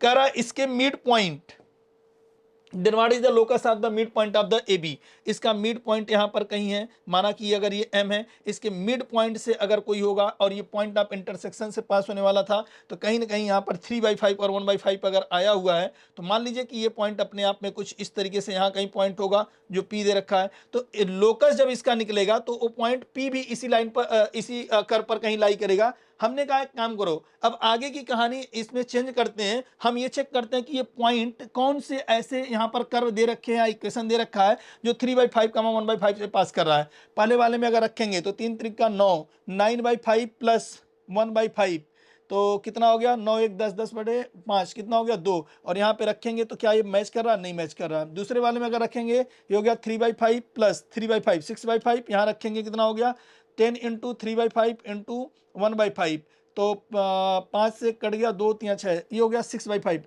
ऑप्शन बी जो है मैच कर रहा है, इसलिए इसका करेक्ट आंसर कौन सा हो गया, बी हो गया। तो इस तरीके से हम लोग ऑप्शन से इस क्वेश्चन को निकाल लिए, पॉइंट ऑफ इंटरसेक्शन निकाल के सेटिस्फाई करा के चेक कर लिए, बाकी किसी ऑप्शन में मैचिंग नहीं हो रही है, इसलिए इसका राइट आंसर कौन सा हो गया, बी हो गया। नेक्स्ट अगले क्वेश्चन की यदि हम चर्चा करते हैं, what is the equation of the straight line passing through the point sin theta cos theta and perpendicular to the line this and this. हमने कहा एक काम करो, हम भी चाहते हैं कि क्वेश्चन आसान भाषा में हो, क्वेश्चन छोटा हो बड़ा ना हो, तो इसलिए एक काम करते हैं, इसमें sin थीटा cos थीटा में कौन बैठ के सॉल्व करेगा। हम अपनी सुविधा अनुसार एक काम करते हैं, इसमें एक वैल्यू पुट कर लेते हैं, और उस वैल्यू को पुट करने के बाद हम लोग इसमें एक काम करेंगे कि हम पॉइंट को स्टैंडर्ड फॉर्म में बना लेंगे। तो इसका ट्रिक आपका यही है, आप इसमें अपने सुविधा अनुसार एक पॉइंट पुट कर लो, इसमें रख दो थीटा बराबर 90 डिग्री, रख दिया सर हमने थीटा बराबर 90 डिग्री। थीटा का मान जैसे ही हमने 90 डिग्री रखा, यहां से जो पॉइंट बन गया, इसलिए पॉइंट जो बना ये अपने आप में आ गया कितना sin 90, दैट इज -1, 0। और दूसरा पॉइंट हमारा लाइन जो बन गया, लाइन हमारा बन गया x cos 90 खत्म हो गया, y sin 90 की वैल्यू 1 हो गई, y इक्वल्स टू 9। अब आपको निकालना क्या है, what is the equation of the straight line passing through this point and perpendicular to this. इसके परपेंडिकुलर आपको निकालना है। आप समझिए यहाँ पर कि y इक्वल टू 9 का मतलब ये हो गया -1, 0 माइनस ये अपने आप में कौन से एक्सिस के पैरेलल हो गया, y इक्वल टू कॉन्स्टेंट, ये है y इक्वल टू 9 की लाइन, और यहाँ है -1, 0, यही है ना। -1, 0 से पास होता हुआ एक लाइन जो इस लाइन के परपेंडिकुलर हो, कुछ ऐसे ही आएगा अपने आप में, यानी x इक्वल टू कॉन्स्टेंट आएगा।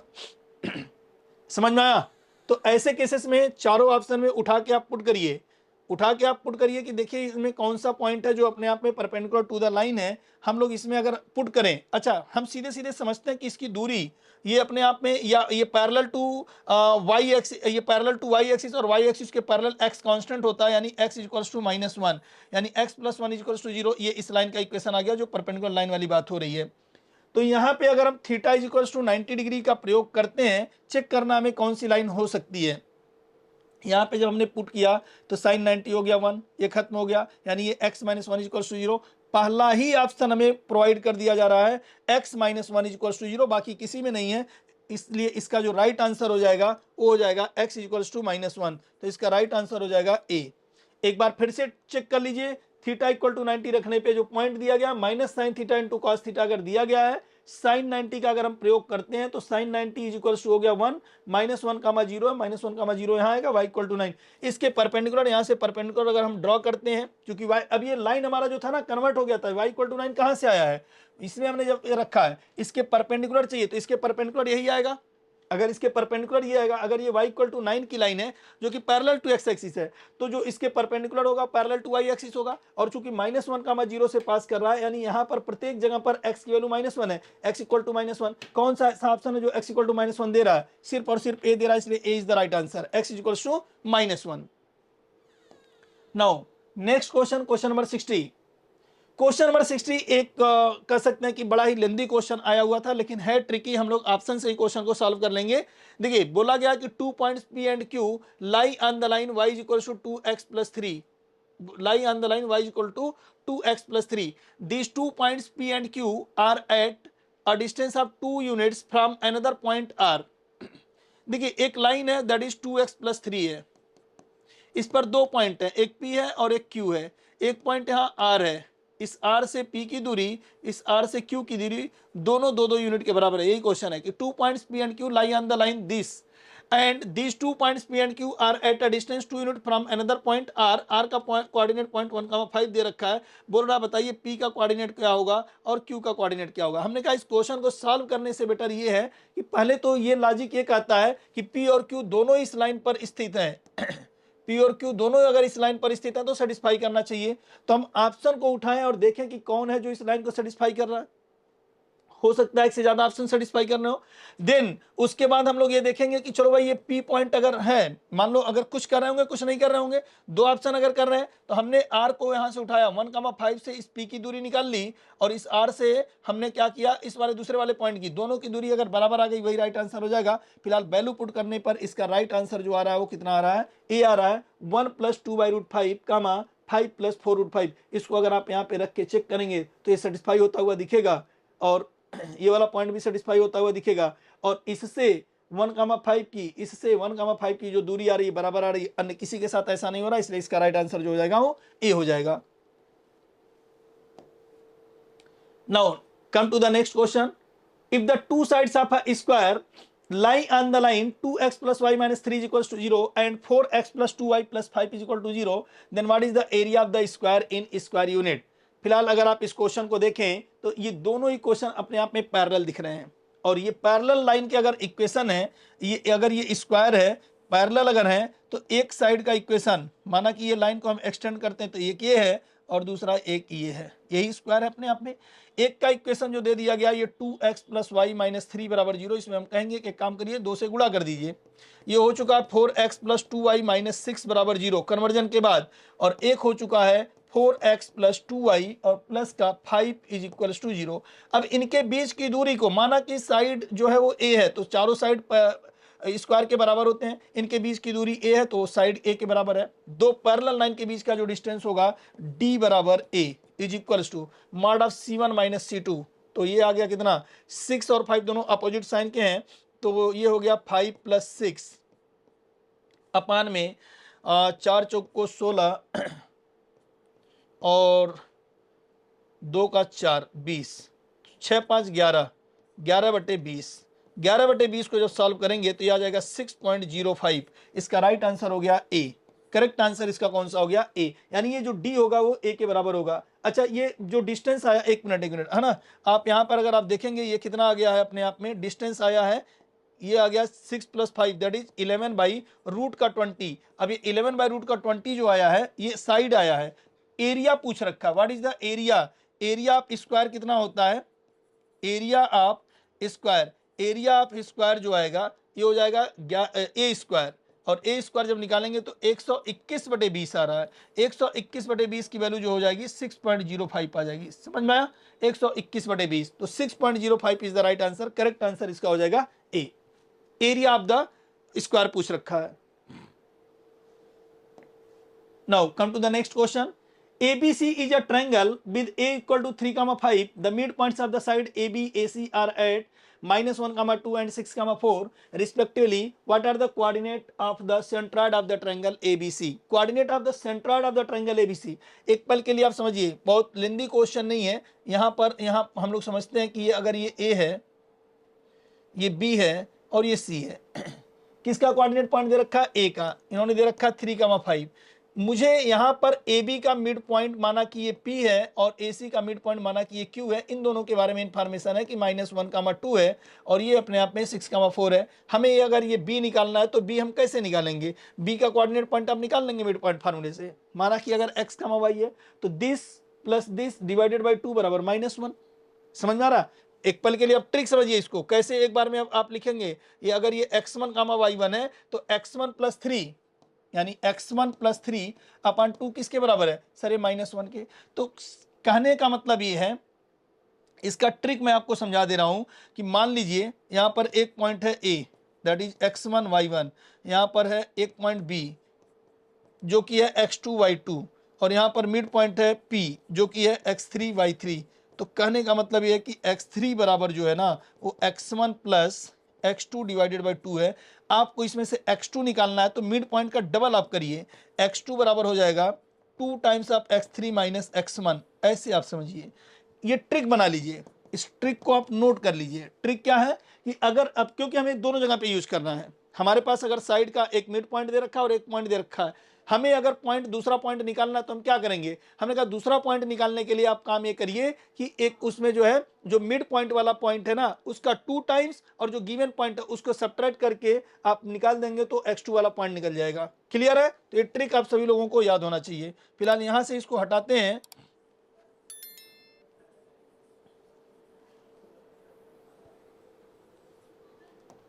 यहां पर ये वाला जो पॉइंट निकालेंगे तो हम क्या करेंगे, 2 टाइम्स ऑफ -1 और -3, तो ये हो गया -2 और -3 दैट इज -5, क्या मा 2 इंटू 2 4, 4 माइनस 5 दैट इज -1। समझ में आ गया? तुरंत निकल रहा है अपने आप में। ये 6 है तो इसमें 2 से गुणा करेंगे, 2 6 जा 12, 12 माइनस 3 दैट इज 9, कामा 2 4 जा 8, 8 माइनस 5 दैट इज 3। ये आ गया।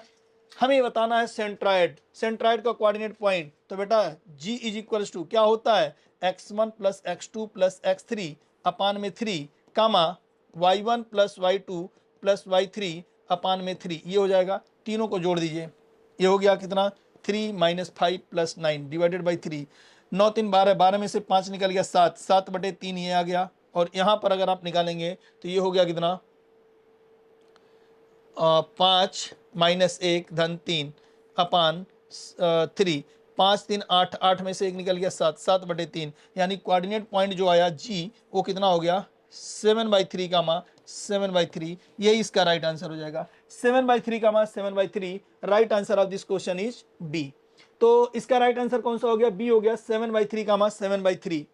ये एक अच्छा क्वेश्चन है। मिड पॉइंट निकालने का ट्रिक आपको समझ में आ गया। मिड पॉइंट निकालने का ट्रिक क्या है, मिड पॉइंट निकालने के लिए आप यहाँ पर इस वाले पॉइंट का जो दिया हुआ पॉइंट होता है उसका 2 टाइम्स माइनस x1 कर दीजिए। तो आप सभी बच्चों को ये ट्रिक समझ में आ गया और ये क्वेश्चन नंबर 62 का राइट आंसर हो गया बी। हम अगले क्वेश्चन की तरफ चलते हैं कि ABC is an acute angle isosceles triangle, two equal sides AB and AC lie on the line this and this. If theta is one of the equal angle, then what is the value of cot theta is equals to। देखिए question थोड़ा सा उलझाया हुआ है। Question में आप अगर गौर से देखें, हमने ज्योमेट्रिकली इस बात को अगर देखें तो ये एक साइड है, ये दे रखा है और ये दे रखा है, ट्रायंगल बन गया अपने आप में। इसके में बोल रखा है कि AB and AC, two equal side AB, ये है अपने आप में A, ये B और ये C। AB का इक्वेशन इन्होंने दे रखा है, AB का जो इक्वेशन इन्होंने दे रखा है वो है अपने आप में 7x माइनस वाई, मतलब इसका जो इक्वेशन इन्होंने दे रखा है 7x minus y minus 3 is equals to 0, और इसका इक्वेशन जो दे रखा है इन्होंने वो दे रखा है x plus y minus 5 equals to 0। ये दोनों साइड आपस में इक्वल है तो ये यहाँ पर एंगल सबटेंड करेंगे, माना कि ये थीटा है और ये थीटा है और इसको हमने मान लिया कि ये फाई है, ऐसा हम लोग मान सकते हैं। यहाँ पर ट्रायंगल का जो कंडीशन है वो फुलफिल होना चाहिए। कौन सा कंडीशन, कि भाई तीनों एंगल का जो सम होना चाहिए वो कितना होना चाहिए, 180 डिग्री होना चाहिए। यहाँ से हमें जो बात समझ में आ रहा है 2 theta plus phi is equals to 180 degree. तो फिलहाल यहाँ से हम समझते हैं कि theta is equals to 90 minus 5/2। यहाँ से अगर हम निकालते हैं काट थीटा, काट, क्योंकि काट थीटा ही पूछा, काट theta is equals to cot 90 minus 5/2 that is equals to, यहाँ से आ जाए cot 90 minus theta that is tan 5/2। यानी हम यहाँ पर पूछा हमसे काट थीटा है, हम काट थीटा ना कैलकुलेट करके हम फाई कैलकुलेट करेंगे, क्योंकि हम इन दोनों रेखाओं के बीच में, इन दोनों लाइन के बीच का एंगल हम कैलकुलेट करना जान गए। क्यों? क्योंकि दोनों का स्लोप हमें पता चल गया। इसके स्लोप के बारे में अगर हम बात करें तो m1 दिख रहा मुझे 7 और यहाँ पर हमें जो दिख रहा m2 बराबर जो दिख रहा है वो -1 दिख रहा है। तो हम tan थीटा कैलकुलेट करने में, tan फाई कैलकुलेट करने में एकदम आसानी से कैलकुलेट कर सकते हैं। Hence tan phi is equals to mod of m1 minus m2 that is 7 minus -1 upon 1 minus 7। 7 और 1 8, 8/6, 8/6 का मतलब हो गया कितना 4/3। tan phi की वैल्यू आ गई 4/3। tan phi अगर 4/3 आ गया, हम जानना चाहते हैं cos phi कितना होगा। अगर आप ट्रायंगल बनाएंगे तो आपको पता चल जाएगा cos phi ट्रिपलेट 3 4 5, यानी परपेंडिकुलर 3 है, base perpendicular 3, base perpendicular 4, base 3, तो हाइपोटेनस की वैल्यू 5 आ जाएगी और cos phi होता है base upon hypotenuse that is 3/5। बस यहीं से क्वेश्चन हमारा सॉल्व हो गया कि हमें निकालना है tan phi by 2, यानी हम आपको बता दें कि tan phi by 2 के बारे में अगर आप चर्चा करें तो इसका जो होगा ये हो जाएगा 1 माइनस कास फाई अपान में 1 प्लस कास फाई। अब बताइए कास फाई की वैल्यू निकल चुकी है, tan phi by 2 निकाल लेंगे। यहाँ से हो गया सर 1 माइनस दैट इज 3/5 अपान यहाँ से जो आ गया 1 प्लस 3/5। तो 5 में से 3 निकल गया, आ गया 2, और यहाँ पर 5 और 3 8 है ना, 2/8 1/4 स्क्वायर रूट ऑफ 1/4 बोले तो आ गया 1/2। तो tan phi by 2 is equals to 1/2, इसलिए cot theta is equals to tan phi by 2 is equals to 1/2। इसका करेक्ट आंसर हो गया 1/2। तो राइट आंसर इसका कौन सा आ गया 1/2, करेक्ट आंसर हो गया इसका बी। ये बात सबको समझ में आ गया कि tan phi की वैल्यू जो हो गई यहां से काट थीटा की वैल्यू हो गई 1/2, तो इसका राइट आंसर ये हो जाएगा। आई थिंक कि आप सभी बच्चों को ये बात अच्छे से समझ में आ गया होगा। तो हम किस तरीके से एंगल निकालेंगे उसकी चर्चा हम लोगों ने यहाँ पर कर रखी है। Now come to the next point, question number 64। बोला गया है कि in the parabola y square equals to 8x, अगर इस पैराबोला को आप कंपेयर करें y square equals to 4ax से, तो आप पाएंगे कि a की वैल्यू जो आ रही है 2 आ रही है। आगे की कहानी में देखते हैं कि the focal distance of point P lying on it is 8 unit. भाई अगर फोकल डिस्टेंस का मतलब यहाँ पर पैराबोला कुछ इस तरीके से अगर होगा, ध्यान दीजिए, अगर पैराबोला ये है तो ये s है, s होता है अपने आप में a,0 दैट इज 2,0 हो जाएगा, ठीक है।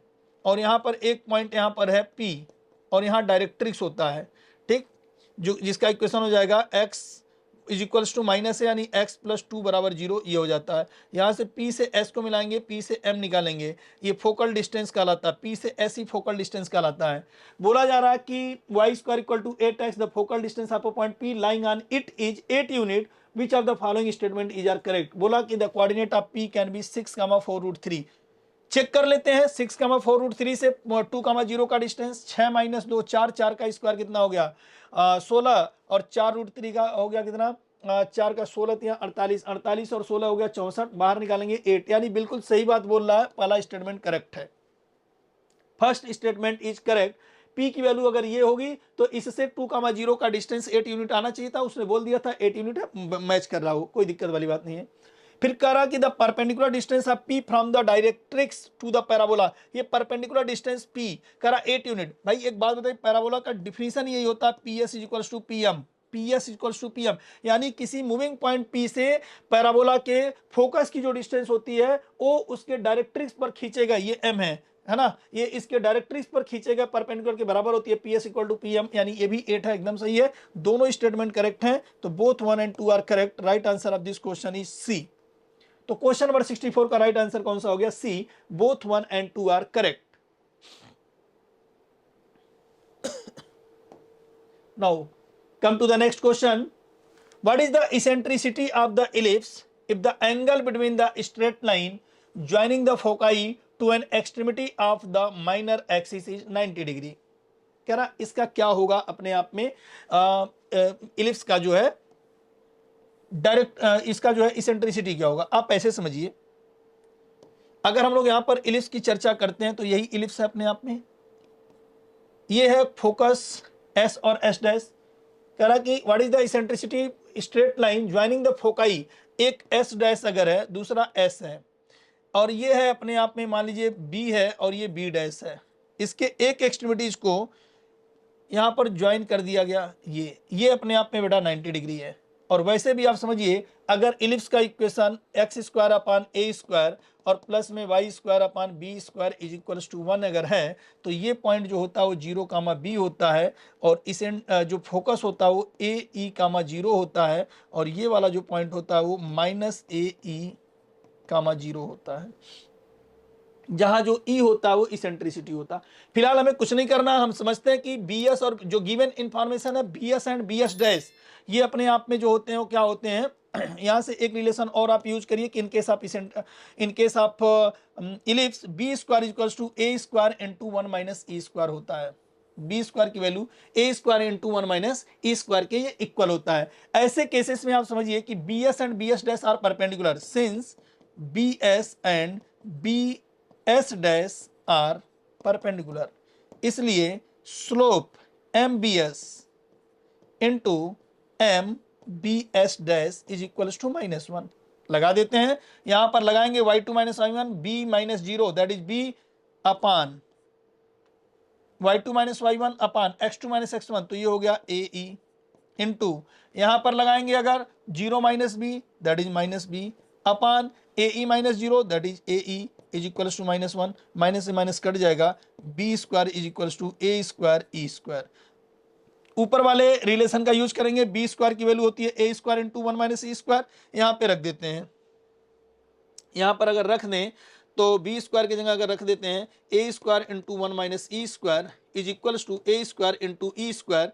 फिलहाल ए स्क्वायर से ए स्क्वायर कट जाएगा, यहां से ई स्क्वायर को इधर शिफ्ट कर दें, 2e square is equals to 1, E square is equals to 1/2, यानी यहां से e की वैल्यू होती है plus minus 1/√2, but we know that in case of ellipse e is greater then 0 but less than 1, hence eccentricity of the ellipse e is equals to plus 1/√2। तो correct answer of this is 1/√2, right answer हो गया इसका D. तो ये एक अच्छा सा question था जहां पे आप इन चीजों को देख सकते हैं कि किस तरीके से इसका आंसर आएगा। e की वैल्यू प्लस 1/√2 होगी, क्योंकि इसेंट्रिसिटी जो होती है ना इलिप्स के लिए, फॉर इलिप्स, ये है फॉर इलिप्स, इलिप्स के लिए इसेंट्रिसिटी जो होती है वो 0 और 1 के बीच में होती है। Now question number 66, question number 66 को लेकर के यदि हम चर्चा करते हैं, थोड़ा सा ये क्वेश्चन यूपीएससी के द्वारा मिस्टेक कर दिया गया था। इसको देखा जाए अगर तो एक नहीं बल्कि 2 क्वेश्चन में मिस्टेक हुआ है। आगे चल के हम आपको दिखाएंगे एक और क्वेश्चन है जहां पर उसने मिस्टेक किया हुआ है। यहां पर जो मिस्टेक हुआ है वो यहां पर हुआ है कि अल्फा आई, फिलहाल ये हमारा मिस्टेक नहीं है, यूपीएससी का मिस्टेक है। जानबूझ के हम वही क्वेश्चन उठाएं जो यूपीएससी के द्वारा दिया गया क्वेश्चन है। अभी आपको ये बात समझ में आने लगेगा कि क्यों ये गलत क्वेश्चन हो गया, कहां पर ये इससे मिस्टेक हुआ है, क्योंकि इसमें से कोई आंसर फिर मैचिंग नहीं हो रहा था। और अगर यहां पर जैसे हम प्लस करते हैं तो आंसर मैच कर जाता है और राइट आंसर इसका ए आने लगता है। तो फिलहाल देख लेते हैं कि क्या कहा गया है। ए दिया है, बी दिया है, और आपको कहा जा रहा है कि ए क्रॉस बी क्रॉस ए की वैल्यू को आप फाइंड आउट करिए कि ए क्रॉस बी क्रॉस ए किसके बराबर होगा। फिलहाल ए क्रॉस बी क्रॉस ए के बारे में हम चर्चा करें अगर, तो आप समझिए कि ये अपने आप में वेक्टर ट्रिपल प्रोडक्ट है।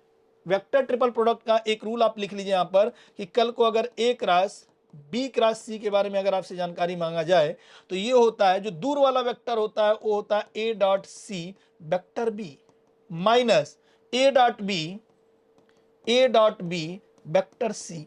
तो हम इसी का यूज कर रहे हैं यहां पर कि भाई ए क्रॉस बी क्रॉस ए पूछा गया है, ये होता है ऐसा, इसको बोलते हैं वेक्टर ट्रिपल प्रोडक्ट। इस बात को आप लिख सकते हैं वेक्टर ट्रिपल प्रोडक्ट, ये हो गया वेक्टर ट्रिपल प्रोडक्ट, ऐसा हो गया अपने आप में। और जैसे ये वेक्टर ट्रिपल प्रोडक्ट अगर है तो आप मुझे बताओ ए क्रॉस बी क्रॉस ए को हम क्या लिखें। सर ए क्रॉस ये बी क्रॉस ए को अगर आपको लिखने का मन है तो आप लिखिए कि ए डॉट ए, यही तो लिखेंगे जो दूर वाला वेक्टर है, ए dot a vector B minus A dot b और vector a dot B vector ए, ये लिखिए आप। हमने कहा चलो अच्छी बात है। ए डॉट ए का मतलब होता है mod of vector A square, और मॉड ऑफ वेक्टर ए के बारे में ये बात सबको समझ में आ रहा है। ए डॉट ए का मतलब कितना होता है mod of vector A square, ये हो गया अपने आप में 1 1 1, तो 3 आ गया, समझ में आया। ये रूट में 3, तो वैल्यू ए स्क्वायर कितना आ गया, root mod of A square आ गया कितना 3, ये सबको लिख दे रहा हूं मैं, mod of vector A square into vector B minus यहाँ पर A dot B into vector ए, ये मॉड ऑफ ए स्क्वायर आ गया कितना 3 और टाइम्स ऑफ वेक्टर बी यहां दे रखा कितना i प्लस 2j माइनस के माइनस ए डॉट बी। अब i का i के साथ, तो ये कितना हो गया ए डॉट बी के बारे में अगर हम बात करें तो 1 -2 और ये -1 इंटू वेक्टर ए हो गया i माइनस j और प्लस का k। फिलहाल अगर आप यहां पे देखें तो ये आ गया 3i, ठीक है, यहाँ से 1 से 1 कट गया है, तो ये आ चुका है 3i plus 6j minus 3k, और यहाँ माइनस माइनस प्लस हो चुका है, तो दैट इज प्लस का 2i माइनस का 2j और यहाँ पे आ गया कितना माइनस का 2k, तो 3 और 2 5 5 आई, 6 में से 2 निकल गया प्लस का 4j, और ये माइनस का minus 3i minus this that is अपने आप में हो गया, ये प्लस में बेटा माइनस में नहीं, 3 में से 2 निकल गया माइनस का k, ये आ गया। यही a cross b cross a देने वाले ने दे रखा है इज इक्वल्स टू अल्फा आई, जो देने वाले ने दिया मैं उसको लिख रहा हूं अल्फा आई माइनस बीटा जे और प्लस गामा के।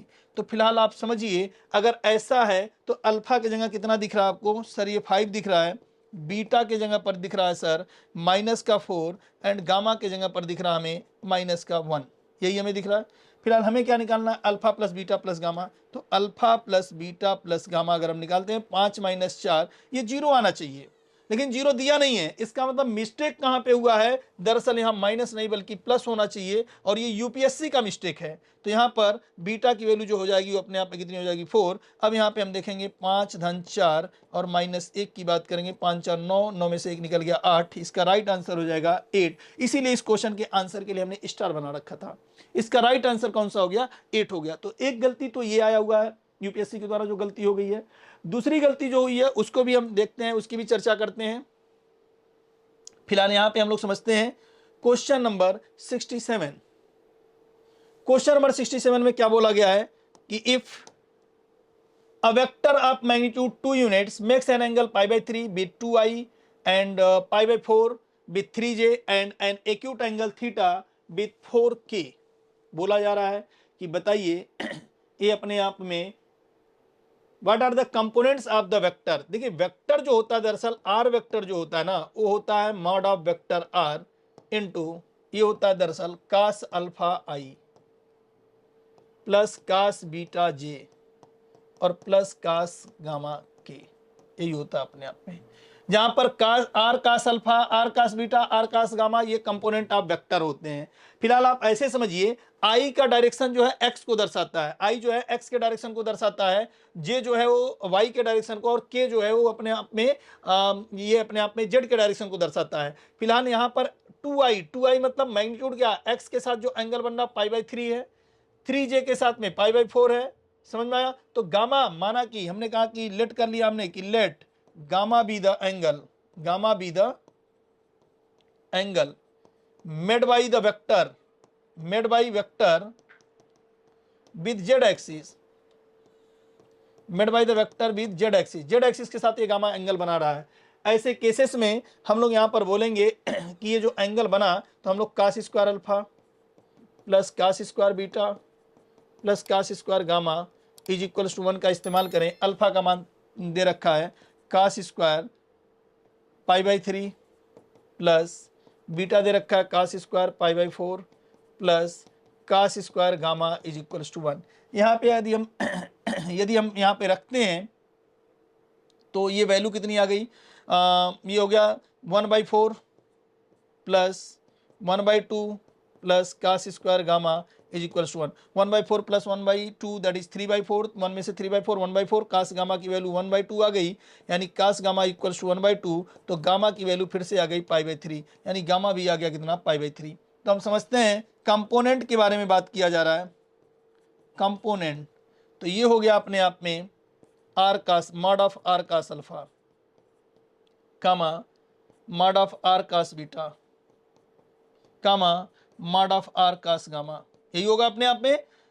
कास अल्फा की वैल्यू 60 डिग्री यहाँ पर है, कास 60 1/2, मॉड आर की वैल्यू उन्होंने दे रखा है 2 यूनिट। यहाँ पे आप लिख लीजिए इस बात को कि mod R is equal to 2 unit उन्होंने दे रखा है, गिवन है। यहाँ पे 2 रखेंगे, 2 × 1/2 कामा 2 × कास 1/√2, यहाँ पर 2 × 1/2, क्योंकि गामा सभी आ चुके हैं। फाइनली इसका जो आंसर आ गया वो हो गया 1 कामा √2 कामा 1, यही हो जाएगा component 1√2 1। Right answer of this question is ए इसका राइट आंसर हो जाएगा।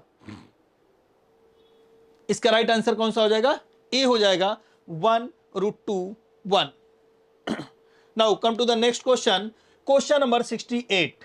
Consider the following in respect of moment of force. देखिए मोमेंट ऑफ फोर्स जो होता है ना, दरअसल अगर यहां पर किसी पॉइंट के अबाउट अगर ये हिंज है, यहां पर अगर हम ये एप्लीकेशन ऑफ फोर्स होता है, ये पॉइंट ए है, इसके अबाउट बी के अबाउट निकालना है, यहां फोर्स लग रहा है। अगर हम फोर्स की वैल्यू ए के बजाय यहां पर मान लीजिए अगर ये सी है, यहां डी है, हम जैसे जैसे इसके point of application of force को अगर बदल दें, मोमेंट ऑफ फोर्स बदल जाता है। क्वेश्चन में ये बोला गया कि the moment of force about a point is independent of point of application of force. Independent कैसे है, डिपेंड कर रहा है, जितना हम दूर जाएंगे, आप ऐसे समझिए कोई दरवाजा होता है, उसका जो हिंज पॉइंट होता है जहां कब्जा लगा होता है, आप जितना दूरी पर फोर्स लगाते हैं उतना ही कम फोर्स की रिक्वायरमेंट होती है दरवाजे को ओपन करने के लिए, जितना करीब से आप फोर्स लगाते हैं उतना ही ज्यादा फोर्स की रिक्वायरमेंट होती है क्योंकि दरवाजे को ओपन करने के लिए। इसलिए यहाँ पर ए पे लगाएंगे तो अलग फोर्स लगेगा, बी सी पे लगाएंगे अलग, डी पे लगाएंगे अलग।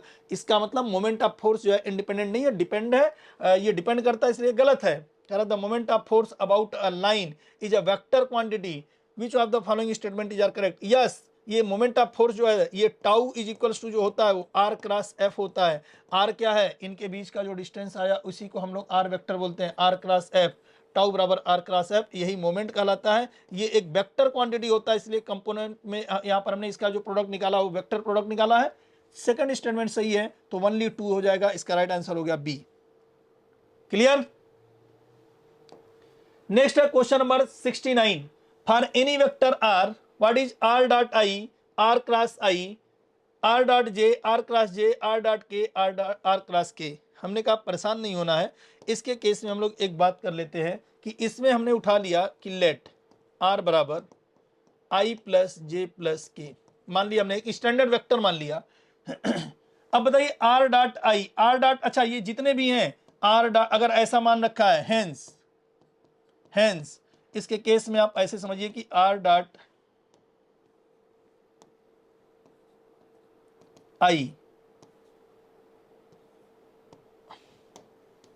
आर डॉट आई हो या आर डॉट जे हो या फिर आर डॉट के हो, सबका आई का आई के साथ ही मल्टीप्लीकेशन होगा, सीधे सीधे आई का मल्टीप्लीकेशन जे का मल्टीप्लीकेशन, यही तो होता अपने आप में आर डॉट आई जब निकालेंगे तो ऐसे केसेस में प्रत्येक दशा में इसकी वैल्यू कितनी आ जाएगी, 1 आ जाएगी। सबको हटा देंगे, हमारे पास जो बचेगा वो अब पूरी तरीके से जो बचा वो आ गया R dot I into R cross I plus R dot J, R cross J, R dot K plus में एंड आर क्रॉस के, यही है। फिलहाल सभी की वैल्यू इसमें 1 1 1 हो चुकी है। ये आ गया R cross I plus R cross J plus R cross K. यहाँ से हम लोग एक काम करें, आर को बाहर रख दें, ये हो गया अपने आप में आई प्लस जे प्लस के, जो कि हमने जो माना रखा था वो वेक्टर, ये आर है, ये क्रॉस बीच में, तो ये हो गया आर क्रॉस आर। और आपको पता आर क्रॉस आर जो होता है वो 0 होता है, इसलिए इसका राइट आंसर कौन सा हो गया, 0। ये 0 अपने आप में 0 वेक्टर है, 0 स्केलर नहीं है बल्कि 0 वेक्टर है। इसका राइट आंसर हो गया क्या, A. Correct answer of this question is A. R cross r की वैल्यू कितनी हो गई, 0 हो गई। क्लियर। डियर एस्पिरेंट्स, क्या आप भी एनडीए 2024 एंड 2025 एग्जामिनेशन को क्रैक करना चाहते हैं अपने पहले प्रयास में? तो आज ही इनरोल करें सेंचुरियन डिफेंस एकेडमी के रिटन प्लस एसएसबी कोर्स में, जो आपको देने वाला है regular classes, free study material, trained faculties, experts of the SSB panel, free SSB coaching, India largest GTO ground के साथ में doubt clearing sessions, weekly mock test, rigorous practice. ये एक ऐसा संस्थान है जहां हम आपको A to Z प्रिपरेशन कराते हैं और आपको नेशनल डिफेंस एकेडमी की कड़ी तैयारी कराते हैं। प्राउडली ऑल इंडिया रैंक 1, 2, 3, 4 जैसे रैंक्स देने वाली सेंचुरियन डिफेंस एकेडमी आपको वेलकम करती है to join our upcoming courses for your NDA exam preparation. Please call on 9795977776 for more information. Thank you, नमस्कार and जय हिंद। क्वेश्चन नंबर 69 तक हम लोगों ने कंप्लीट कर रखा था। क्वेश्चन नंबर 70 देन हम लोग आगे प्रोसीड कर रहे हैं। क्वेश्चन नंबर 17 को अगर हम लोग यहाँ पर देखें तो दिया गया है कि if vector A and vector b are two vector of magnitude 4 unit inclined at an angle π/3। माना कि ए और बी के बीच का जो एंगल है वो अल्फा है, अल्फा की वैल्यू जो दे रखी है वो कितनी दे रखी है, π/3 दे रखी है। पूछा जा रहा है what is the angle between vector A and vector A minus B. माना कि जो एंगल है, let the angle between vector A and vector A minus B, vector A and vector A minus vector B is theta. इनके बीच का जो angle है वो क्या है, थीटा है। तो यहाँ पे हम लोग इसका प्रयोग कर लें, cos theta is equals to, क्या लिख सकते हैं हम लोग यहाँ पर, cos theta is equals to सीधे सीधे आ जाएगा vector a dot vector A minus vector b upon में mod of vector a into mod of vector A minus vector b. अब सवाल ये उठता है, ये फार्मूला सभी लोग आप जानते हैं, a माइनस बी। हम लोग a माइनस बी को c भी बोल सकते थे, इतना करने के बाद भी हम वेक्टर a माइनस बी को हम c बोल सकते थे, a और c के बीच का एंगल हम निकाल सकते थे a डॉट c ऐसे करके। फिलहाल यहाँ पे हम समझते हैं a dot a minus B जब आप निकालेंगे तो आपको क्या मिलने वाला, तो ये हो गया a डॉट a का मतलब हो गया mod of vector a square minus ये हो गया a डॉट b और ये हो गया a डॉट b अपान में mod of a into mod of vector a minus B. ठीक है, अब a डॉट b अलग से हम लोग निकाल लेते हैं। a dot b is equal to क्या हो जाएगा, a dot b is equal to ये हो गया अपने आप में mod of a mod of b cos theta, ये हो जाएगा cos अल्फा, क्योंकि आपने मान रखा कि क्या है अपने आप में cos अल्फा है, तो यहां से हो गया cos अल्फा। a का मैग्नीट्यूड कितना दे रखा 4, b का मैग्नीट्यूड कितना दे रखा 4 इंटू cos अल्फा का मतलब π/3, cos 60 का मान हो गया 1/2, ये कटेगा, इसका मान हो गया 8। a डॉट बी के तो मैग्नीट्यूड आ गया अपने आप में। अब हम लोग निकालते हैं वेक्टर a माइनस बी का होल स्क्वायर। इसका फार्मूला क्या होता है बेटा, mod of vector a square plus mod of vector b square minus 2 times of mod of vector a into b cos theta, mod of vector a square plus mod of vector b square minus 2 times of mod a mod b cos alpha. तो यहां से सभी की value अगर हम रखेंगे 4 का square, सभी का मैग्नीट्यूड बराबर है क्योंकि mod of vector a is equals to mod of vector b is equals to 4 ये दे रखा है। ये हो गया 16 plus 16 minus 2 into 4 into 4 into cos alpha 1/2, ये 2 से 2 कट गया, 4 चौक को 16 कट जाएगा, ये आ गया कितना 4। अब सभी के वैल्यू यहाँ पे अगर हम रखें, mod of vector a square that is 16 minus a dot b आ चुका कितना 8 अपान में ये हो चुका है 4 और ये आ चुका है 4, 16 में से 8 निकल गया 8/16 दैट इज 1/2। तो बेटा यहाँ तक हम लोगों ने ये देखा कि भाई सभी वैल्यू यहाँ पे रखने के बाद mod of vector a square 16, mod of a dot b ये माइनस में a dot b 8, mod of a minus b सभी रख दिया, यहाँ से 1/2 आ गया। अब यहाँ से cos थीटा का मान 1/2 आना क्या शो करता है, यानी थीटा बराबर 60 डिग्री और 60 डिग्री को रेडियन में बोला करते हैं π/3, तो ये एंगल कितना आ गया π/3, इसलिए इसका राइट आंसर कौन सा हो गया बी और करेक्ट आंसर हो गया इसका बी, π/3 इसका आंसर आ जाएगा। क्लियर है? Now come to the next question, question number 71। Question number 71 को लेकर के यदि हम बात करें, y1x and y2x be the two solution of the differential equation dy by dx equal to x if y1 0 equal to 0 and y2 0 equals to 4, then what is the number of point of intersection of the curve y1x and y2x। एक बात आप समझिए यहाँ पर कि जो dy by dx is equals to दे रखा है ये x है, वेरिएबल सेपरेबल अगर आप लगाते हैं तो आपको मिल जाएगा dy is equals to x dx। यहाँ से इंटीग्रेट अगर आप करेंगे तो y इज इक्वल्स टू मिल जाएगा आपको x square by 2 plus C. Condition के हिसाब से y, ये y1 0 का मतलब क्या होता है, एट x इक्वल टू 0 पर y की वैल्यू कितनी है 0 है, तो यहाँ पे आप रखिए y इज इक्वल टू, यहाँ पर y1 0 का मतलब ये 1 का प्रयोग इसलिए कर रहा है कर्व 1 के लिए, वरना ऐसा नहीं कि डिफरेंशिएशन है या कोई पॉइंट है ना, फर्क कर्व 1 के लिए ये बात ऐसा कर रहा है, फर्क कर्व 1 आप ऐसे चाहे तो लिख लें, फर्क curve 1 y1 0 is equals to 0, इसका मतलब ये है ये हो गया 0 इज इक्वल्स टू x की वैल्यू 0 प्लस सी, यानी c का मान कितना आ गया 0, इसलिए कर्व जो y1x आया ये हो गया x स्क्वायर बाई 2। ठीक है, y1x आ गया x square by 2। Clear? Now come to the next point, y2x के बारे में अगर बात करें, y2x यहां पर वो रखा है y20 for curve 2 y20 is equals to 4, यानी x इक्वल टू 0 पर y का मान है 4, तो ये हो गया 4 इज इक्वल्स टू 0 प्लस सी, यानी c का मान आ गया 4 और c का मान अगर 4 आ गया, इसलिए y2x जो हो जाएगा y2x इज इक्वल्स टू ये हो जाएगा x स्क्वायर बाई 2 प्लस का 4। देखिए दोनों ही कर्व अपने आप में पैराबोला को शो कर रहे हैं, अपवर्ड पैराबोला को शो कर रहे हैं, एक में एक्स स्क्वायर बाई 2 है, एक में एक्स स्क्वायर बाई 2 प्लस 4 है। अगर आप इसको ज्योमेट्रिकली अगर आप ड्रॉ करें, एक्स स्क्वायर बाई 2 का मतलब माना कि अगर ग्राफ कुछ इस तरीके से चल रहा होगा, तो एक्स स्क्वायर बाई 4 के बारे में यदि हम चर्चा करें तो ये ग्राफ बस 4 यूनिट किसी ने इसको पकड़ के ऊपर कर दिया, ऐसे चल रहा है। ये दोनों ग्राफ एक दूसरे को कहीं पर भी बोला कि बताइए कितने पॉइंट पर इंटरसेक्ट करेंगे, ये दोनों ग्राफ अपने आप को किसी भी पॉइंट पर इंटरसेक्ट नहीं करेंगे, दोनों ग्राफ एक ही है, बस कांस्टेंट का फासला, ग्राफ ऊपर की तरफ ही जाएगा। तो ऐसे केसेस में हम लोग बोलेंगे कि there is no point of intersection. Right answer of this question is A, no point of intersection. Now next point, the differential equation representing the curve y is equal to e to the power x into a cos x plus b sin x, where a and b are the arbitrary constant. a and b are the arbitrary constant का मतलब ये है कि इसको हमें दो बार differentiate करना ही पड़ेगा, क्योंकि इसमें जितने number of different independent arbitrary constant होते हैं वही उसका ऑर्डर ऑफ डिफरेंशियल इक्वेशन होता है। तो दो बार आंख बंद करके आप डिफरेंशिएट करिए, रास्ता खुद ब खुद दिख जाएगा आपको। तो सबसे पहला पॉइंट यही कि अगर हम इसको डिफरेंशिएट करते हैं फर्स्ट टाइम तो ये हो जाएगा dy by D X. dy by D X is equals to, product rule तो लगेगा ही लगेगा, तो ये हो गया अपने आप में e के पावर x। हमने इसको होल्ड किया, इसको डिफरेंशिएट अगर किया तो ये आ गया माइनस a साइन x और प्लस का b कॉस x। यहीं पर खत्म तो हुआ नहीं, क्या हो सकता है, और इसमें हो ये सकता है कि ये अपने आप में बन गया प्लस e के पावर x का differentiation e to the power x, और ये हो गया a cos x और प्लस का ये अपने आप में हो गया b sin x। इतना लिख सकते हैं हम लोग। यहाँ से अगर हम लोग देखें, यहाँ पे अगर हम लोग काम करें तो फिर से हमें ये dy by D x again यहाँ पे काम करना पड़ेगा, या अगर हम लोग देखें तो कुछ अगर कट रहा हो तो हम लोग कैंसिल आउट कर सकते हैं। फिलहाल कैंसिल आउट तो ये होगा नहीं, लेकिन हाँ इतना जरूर है कि अगेन ये बन गया है y, दिख रहा है ये y बन गया, तो रख दीजिए इस बात को।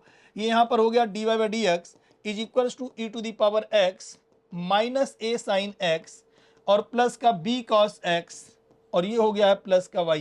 इसको आप खिसका के इधर लाइए तो ये बन गया अपने आप में dy by D X minus Y is equals to e के power x minus a sine x plus b cos x। Again आप इसको डिफरेंशिएट करना शुरू करेंगे, आपको मिल जाएगा d2y by D x square minus dy by D x, यही चाहिए हमें, d2y by D x square minus dy by D x, ऐसा ही कुछ चल रहा है, इज इक्वल्स टू यहाँ पर इसको डिफरेंशिएट करें तो ये आ गया e के power x minus a cos x, sine x का cos x माइनस की वजह से, माइनस cos की वजह से minus b sine x, plus यहाँ पर हो गया e to the power x का e के power x minus a sine x और प्लस का b cos x। अब सवाल ये उठता है कि सर ये देखिए यहाँ से माइनस अगर हम कॉमन ले, पहले तो आप इसको समझिए कि इसको पहचानना है। अगर हम इसको बोल रहे हैं कि एक कर्व का इक्वेशन अगर ये 1 को दर्शा रहा है और ये इसको 2 को दर्शा रहा है, तो फ्रॉम 2 क्या हम इतने की value dy by D X minus Y लिख सकते हैं? इसके जगह आप लिख दीजिए dy by D X minus Y, तो ये बन चुका है d2y by D x square minus dy by D X is equals to, ये हो चुका है माइनस का y माइनस प्लस, और ये वाला जो पोर्शन है पूरी तरीके से dy by D X minus Y हो चुका है, dy by D X minus Y. अब देखिए सबको अगर इधर आप लेके आएंगे तो d2y by D x square, dy by D X इधर आएगा minus 2y by D X plus 2y is equals to 0, तो minus 2 dy by D X plus 2y is equals to 0 ये आता हुआ हमें दिख रहा है। इसका करेक्ट आंसर हो जाएगा कौन सा? C, C is the right answer, और ये बन जाएगा अपने आप में d2y by D x square minus 2dy by D x और plus 2y is equal to 0। Right answer of this question is C। Correct answer कौन सा हो गया? C हो गया। ठीक है, now come to the next question. fx is equals to ax minus b and gx is equals to cx plus d are such that f of gx equal to g of fx, then which one of the following holds correct? इनमें से बताना कौन सा सही होगा कौन सा गलत होगा। फिलहाल कौन सा सही है ये ज्यादा इंपॉर्टेंट है। f ऑफ gx का मतलब किसी ने फंक्शन f में gx रखा हुआ है, fx अगर ax माइनस b है तो f ऑफ gx अगर हम निकालते हैं f of gx it becomes a gx minus b, a gx minus b, ये बनेगा अपने आप में gx खुद अपने आप में क्या है? cx प्लस d, तो a into cx plus d minus b, कितना बन गया ये? a cx plus A D minus B, ये एक पार्ट हो गया 1। जी एफ एक्स के बारे में यदि हम बात करते हैं तो किसी ने x के जगह पर उठा के fx रख दिया हुआ है g में x के जगह पर, तो gx है cx प्लस d, तो ये बन जाएगा अपने आप में c इंटू एफ एक्स और प्लस d, ये हो गया। fx की वैल्यू आप रखिए तो c इंटू एफ एक्स है ax minus B, ax minus B और प्लस का d, ये बन जाएगा अपने आप में acx minus B C plus D, ये दो। फिलहाल दोनों की वैल्यू बराबर है, since F G X is equals to G of F X, G of F X, तो ये वैल्यू अगर हम बराबर करते हैं तो ये हो जाएगा a c x plus A D minus B is equals to a c x minus B C plus d, यहाँ से देखिए कुछ अगर कैंसिल आउट हो तो कैंसिल आउट करिए, ए सी एक्स से ए सी एक्स कैंसिल आउट हो गया। फिलहाल इसको भेजिए इधर, तो ये हो गया अपने आप में A D minus B C, ठीक है, minus B is equals to D. ये इतना आ चुका है। फिलहाल हमें ये देखना है कि इसकी वैल्यू को हम किस तरीके से निकालें, इनमें से कौन सा सही होगा, भी कौन है ऐसा जो आंसर देने में सक्षम है। तो हमने कहा देखो एफ डी एफ बी ऐसे चल रहा है, एक पकड़ते हैं हम लोग, एफ डी अगर निकालते हैं तो ए डी माइनस बी आएगा, क्योंकि हमें ए डी माइनस बी की रिक्वायरमेंट है। हम ए डी माइनस बी को हम समझते हैं, बाई ऑप्शन हम चले गए, तो हमने कहा एफ डी देगा ए डी माइनस बी, और जी बी क्योंकि हमें चाहिए बी सी, तो ये हो जाएगा अपने आप में इसमें से एफ डी में से अगर हम क्या करें, इसको जी डी को अगर हम सब्ट्रैक्ट करते हैं, ठीक है। अच्छा एक मिस्टेक क्या मैं कर रहा हूँ कि ये बी सी इधर आएगा तो प्लस का बी सी बन जाएगा, समझ में आया। तो एफ डी और प्लस का जी बी अगर हम करते हैं तो एफ डी देख लीजिए क्या बनना, F D F of D बन रहा है ए डी माइनस बी, और वहीं पे अगर हम बात कर रहे हैं G B is equals to, तो ये बन जाएगा अपने आप में बी सी प्लस डी। दोनों को आप जोड़ दीजिए, दोनों को अगर आप जोड़ेंगे आपको मिलेगा ए डी प्लस का बी सी माइनस का बी और प्लस का डी, ठीक है, बराबर कितना है एफ डी और प्लस का जी बी, यही है। फिलहाल आप अगर देखें तो A D plus B C और माइनस बी, इस टोटल की जगह पर है डी, समझ में आया, इस टोटल की जगह पर है डी, इस रिजल्ट का प्रयोग कर लेंगे और एक डी और आ गया, तो F D plus G B की जो वैल्यू आ रही है F D plus G B is equals to जो आ रहा है वो 2d आ रहा है। इस रिजल्ट का अगर हम इस्तेमाल करें तो right answer of this question is D, F D plus G B is equals to कितना आ गया, 2d आ गया। तो इतना करने के बाद भी ये वैल्यू पुट करा करके आंसर निकालने की बात हो गई, तो करेक्ट आंसर हो गया इसका डी।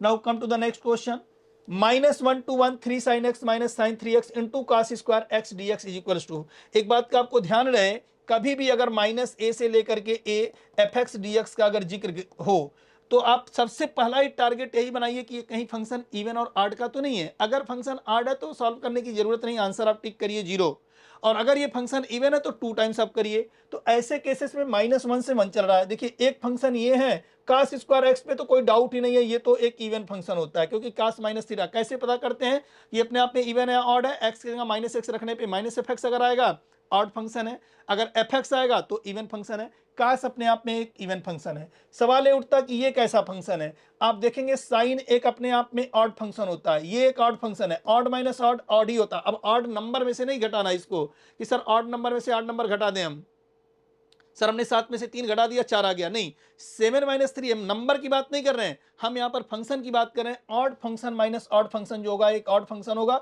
और ऑड इनटू इवन जो होता है ऑड फंक्शन होता है, यानी ओवरऑल ये फंक्शन एक ऑड फंक्शन है, और ऑड फंक्शन होने की वजह से ओवरऑल जो रिजल्ट होगा -1 से लेके 1 3 sin x minus sine 3x और इनटू का कास स्क्वायर x, ये जो आएगा रिजल्ट ये अपने आप में 0 आ जाएगा।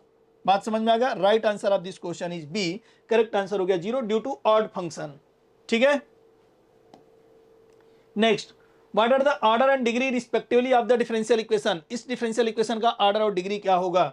तो सबसे पहला पॉइंट कि ऑर्डर तो ठीक है लेकिन डिग्री नहीं बता सकते जब तक कि रेडिकल साइन होगा, रेडिकल साइन से रिमूव होना चाहिए। और रेडिकल साइन का मतलब क्या होता है, फ्रैक्शन पावर, डेसिमल पावर, या फिर निगेटिव पावर, या फिर अगर कोई फंक्शन हमारा जो अगर कोई डिफरेंशियल इक्वेशन किसी फंक्शन के इनसाइड है तो हम जब तक उसको रिमूव नहीं कर लेंगे तब तक हम डिग्री बता नहीं सकते हैं। ऐसे केसेस में 0.6 का मतलब आप क्या समझते हैं, 6/10, 6/10 का मतलब कितना हो गया, 6/10 का मतलब हो गया 3/5।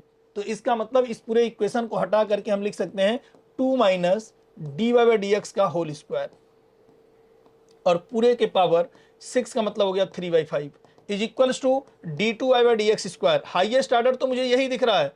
अब हमें एक काम करना, फ्रैक्शन पावर को हटाना, जब तक की डिग्री हमें तब तक बता नहीं पाएंगे। दोनों साइड हमने पावर 5 कर दिया, ये हो गया 2 माइनस dy/dx का होल स्क्वायर, पूरे के पावर कितना 3 is equals to d2y/dx square whole power कितना 5, ये आ गया।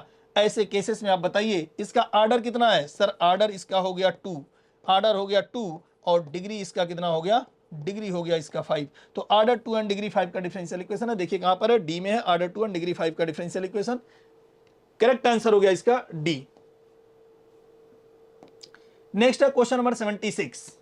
76 क्वेश्चन में ये बोला गया कि dy by D x differential equation का dy by D x equal to 2 into e के power x into y cube y0 is equal to 1/2 then what is the value of 4y square into 2 minus e to the power x is equals to, इसकी value कितनी होगी। फिलहाल देखते हैं जो कुछ भी है किसकी वैल्यू पूछ रखा है। एनडीए इतना परेशान नहीं करता, इसलिए आपको बहुत ज्यादा दिमाग लगाने की जरूरत नहीं है। आप सीधे सीधे इसमें वेरिएबल सेपरेबल करिए और इसको आप इंटीग्रेट करिए। यहाँ से फिलहाल हमें एक बात समझ में आ रहा है कि डी वाई क्यूब को इधर भेज दिया हमने, D Y upon Y cube is equals to 2e के पावर x dx ऐसा लिख पाएंगे and integrate on both side. ये अपने आप में आ जाता है -1/2 इंटू वाई स्क्वायर। 1/f(x) के पावर n या 1/x के पावर n का जो इंटीग्रेशन होता है -1/n-1 इंटू x के पावर n-1, पावर में एक की कमी जितना आया उससे डिवाइड करना इज इक्वल्स टू, ये कितना हो गया 2e के पावर x प्लस c। फिलहाल कंडीशन के हिसाब से y0 इज इक्वल्स टू 1/2 का मीनिंग क्या होता है, y0 इक्वल्स टू 1/2 का मतलब होता है एट x इक्वल टू 0 पर y का मान 1/2 है, यहाँ पे हमने रख दिया -1/2 इंटू y का मान 1/2 है तो 1/2 का स्क्वायर 1/4 ऊपर भाग गया, ये कितना हो गया 4 is equals to 2 into e के पावर 0 प्लस c। फिलहाल ये इससे कटेगा 2 तो c ये हो गया कितना, e के पावर 0 होता 1, ये आ गया कितना 2 और ये इधर आ गया तो c का मान आ गया -4।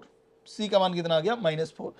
इसको यहाँ पे रख देते हैं तो ये बना -1/2 into Y square is equals to 2e के power x -4।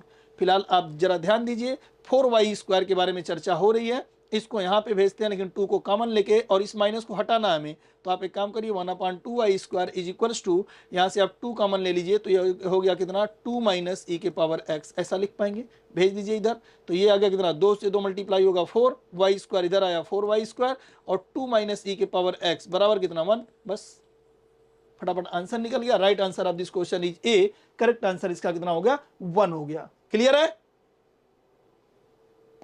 Now come to the next question.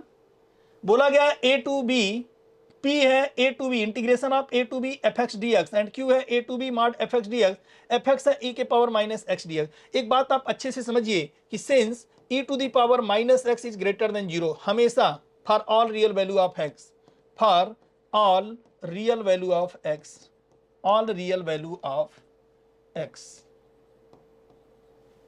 All real value of x, x के प्रत्येक रियल मान के लिए हमेशा जो होगा वो ग्रेटर देन 0 होगा, इक्वल टू भी 0 नहीं होगा। एक्सपोनेंशियल की फैमिली 0 नहीं देखी हुई है, वो हमेशा ग्रेटर देन 0 होता है। ऐसे केसेस में हमें एक बात समझ में आ रहा कि सर अगर ये fx की आप बात करें या फिर आप मॉड fx की बात करें और या फिर ये आप अपने आप में e के power minus X is equals to mod of e के पावर माइनस एक्स, सब बराबर हैं। और अगर ये सब बराबर है तो ऐसी दशा में अगर हम इंटीग्रेशन की बात करते हैं a to b f x D x की बात करें या फिर हम integration of mod of e to the mod of F x, mod of F x D x की बात करें from a to b, there is no effect, both are equal, hence p is equals to हो जाएगा q। तो p की value जो होगी वो q के बराबर हो जाएगी। Right answer of this question is D, p की वैल्यू q के, क्योंकि ये अपने आप में 0 से बड़ा नंबर है, एक पॉजिटिव नंबर है, तो इसका राइट आंसर हो गया कौन सा d, that is p equals to q। Now come to the next question, question number 78। Property लगा के हम लोग इसको सॉल्व कर लेंगे। क्वेश्चन नंबर 78 में यहाँ पर बोला गया हम इसे i मान लेते हैं, 0 से लेकर के π/2 a plus sine x upon में 2a plus sine x plus cos x. तो प्रॉपर्टी क्या कहती है बेटा, i, जहां जहां a माइनस एक्स, जहां पर x है वहां पर a माइनस एक्स का हम लोग इस्तेमाल कर सकते हैं।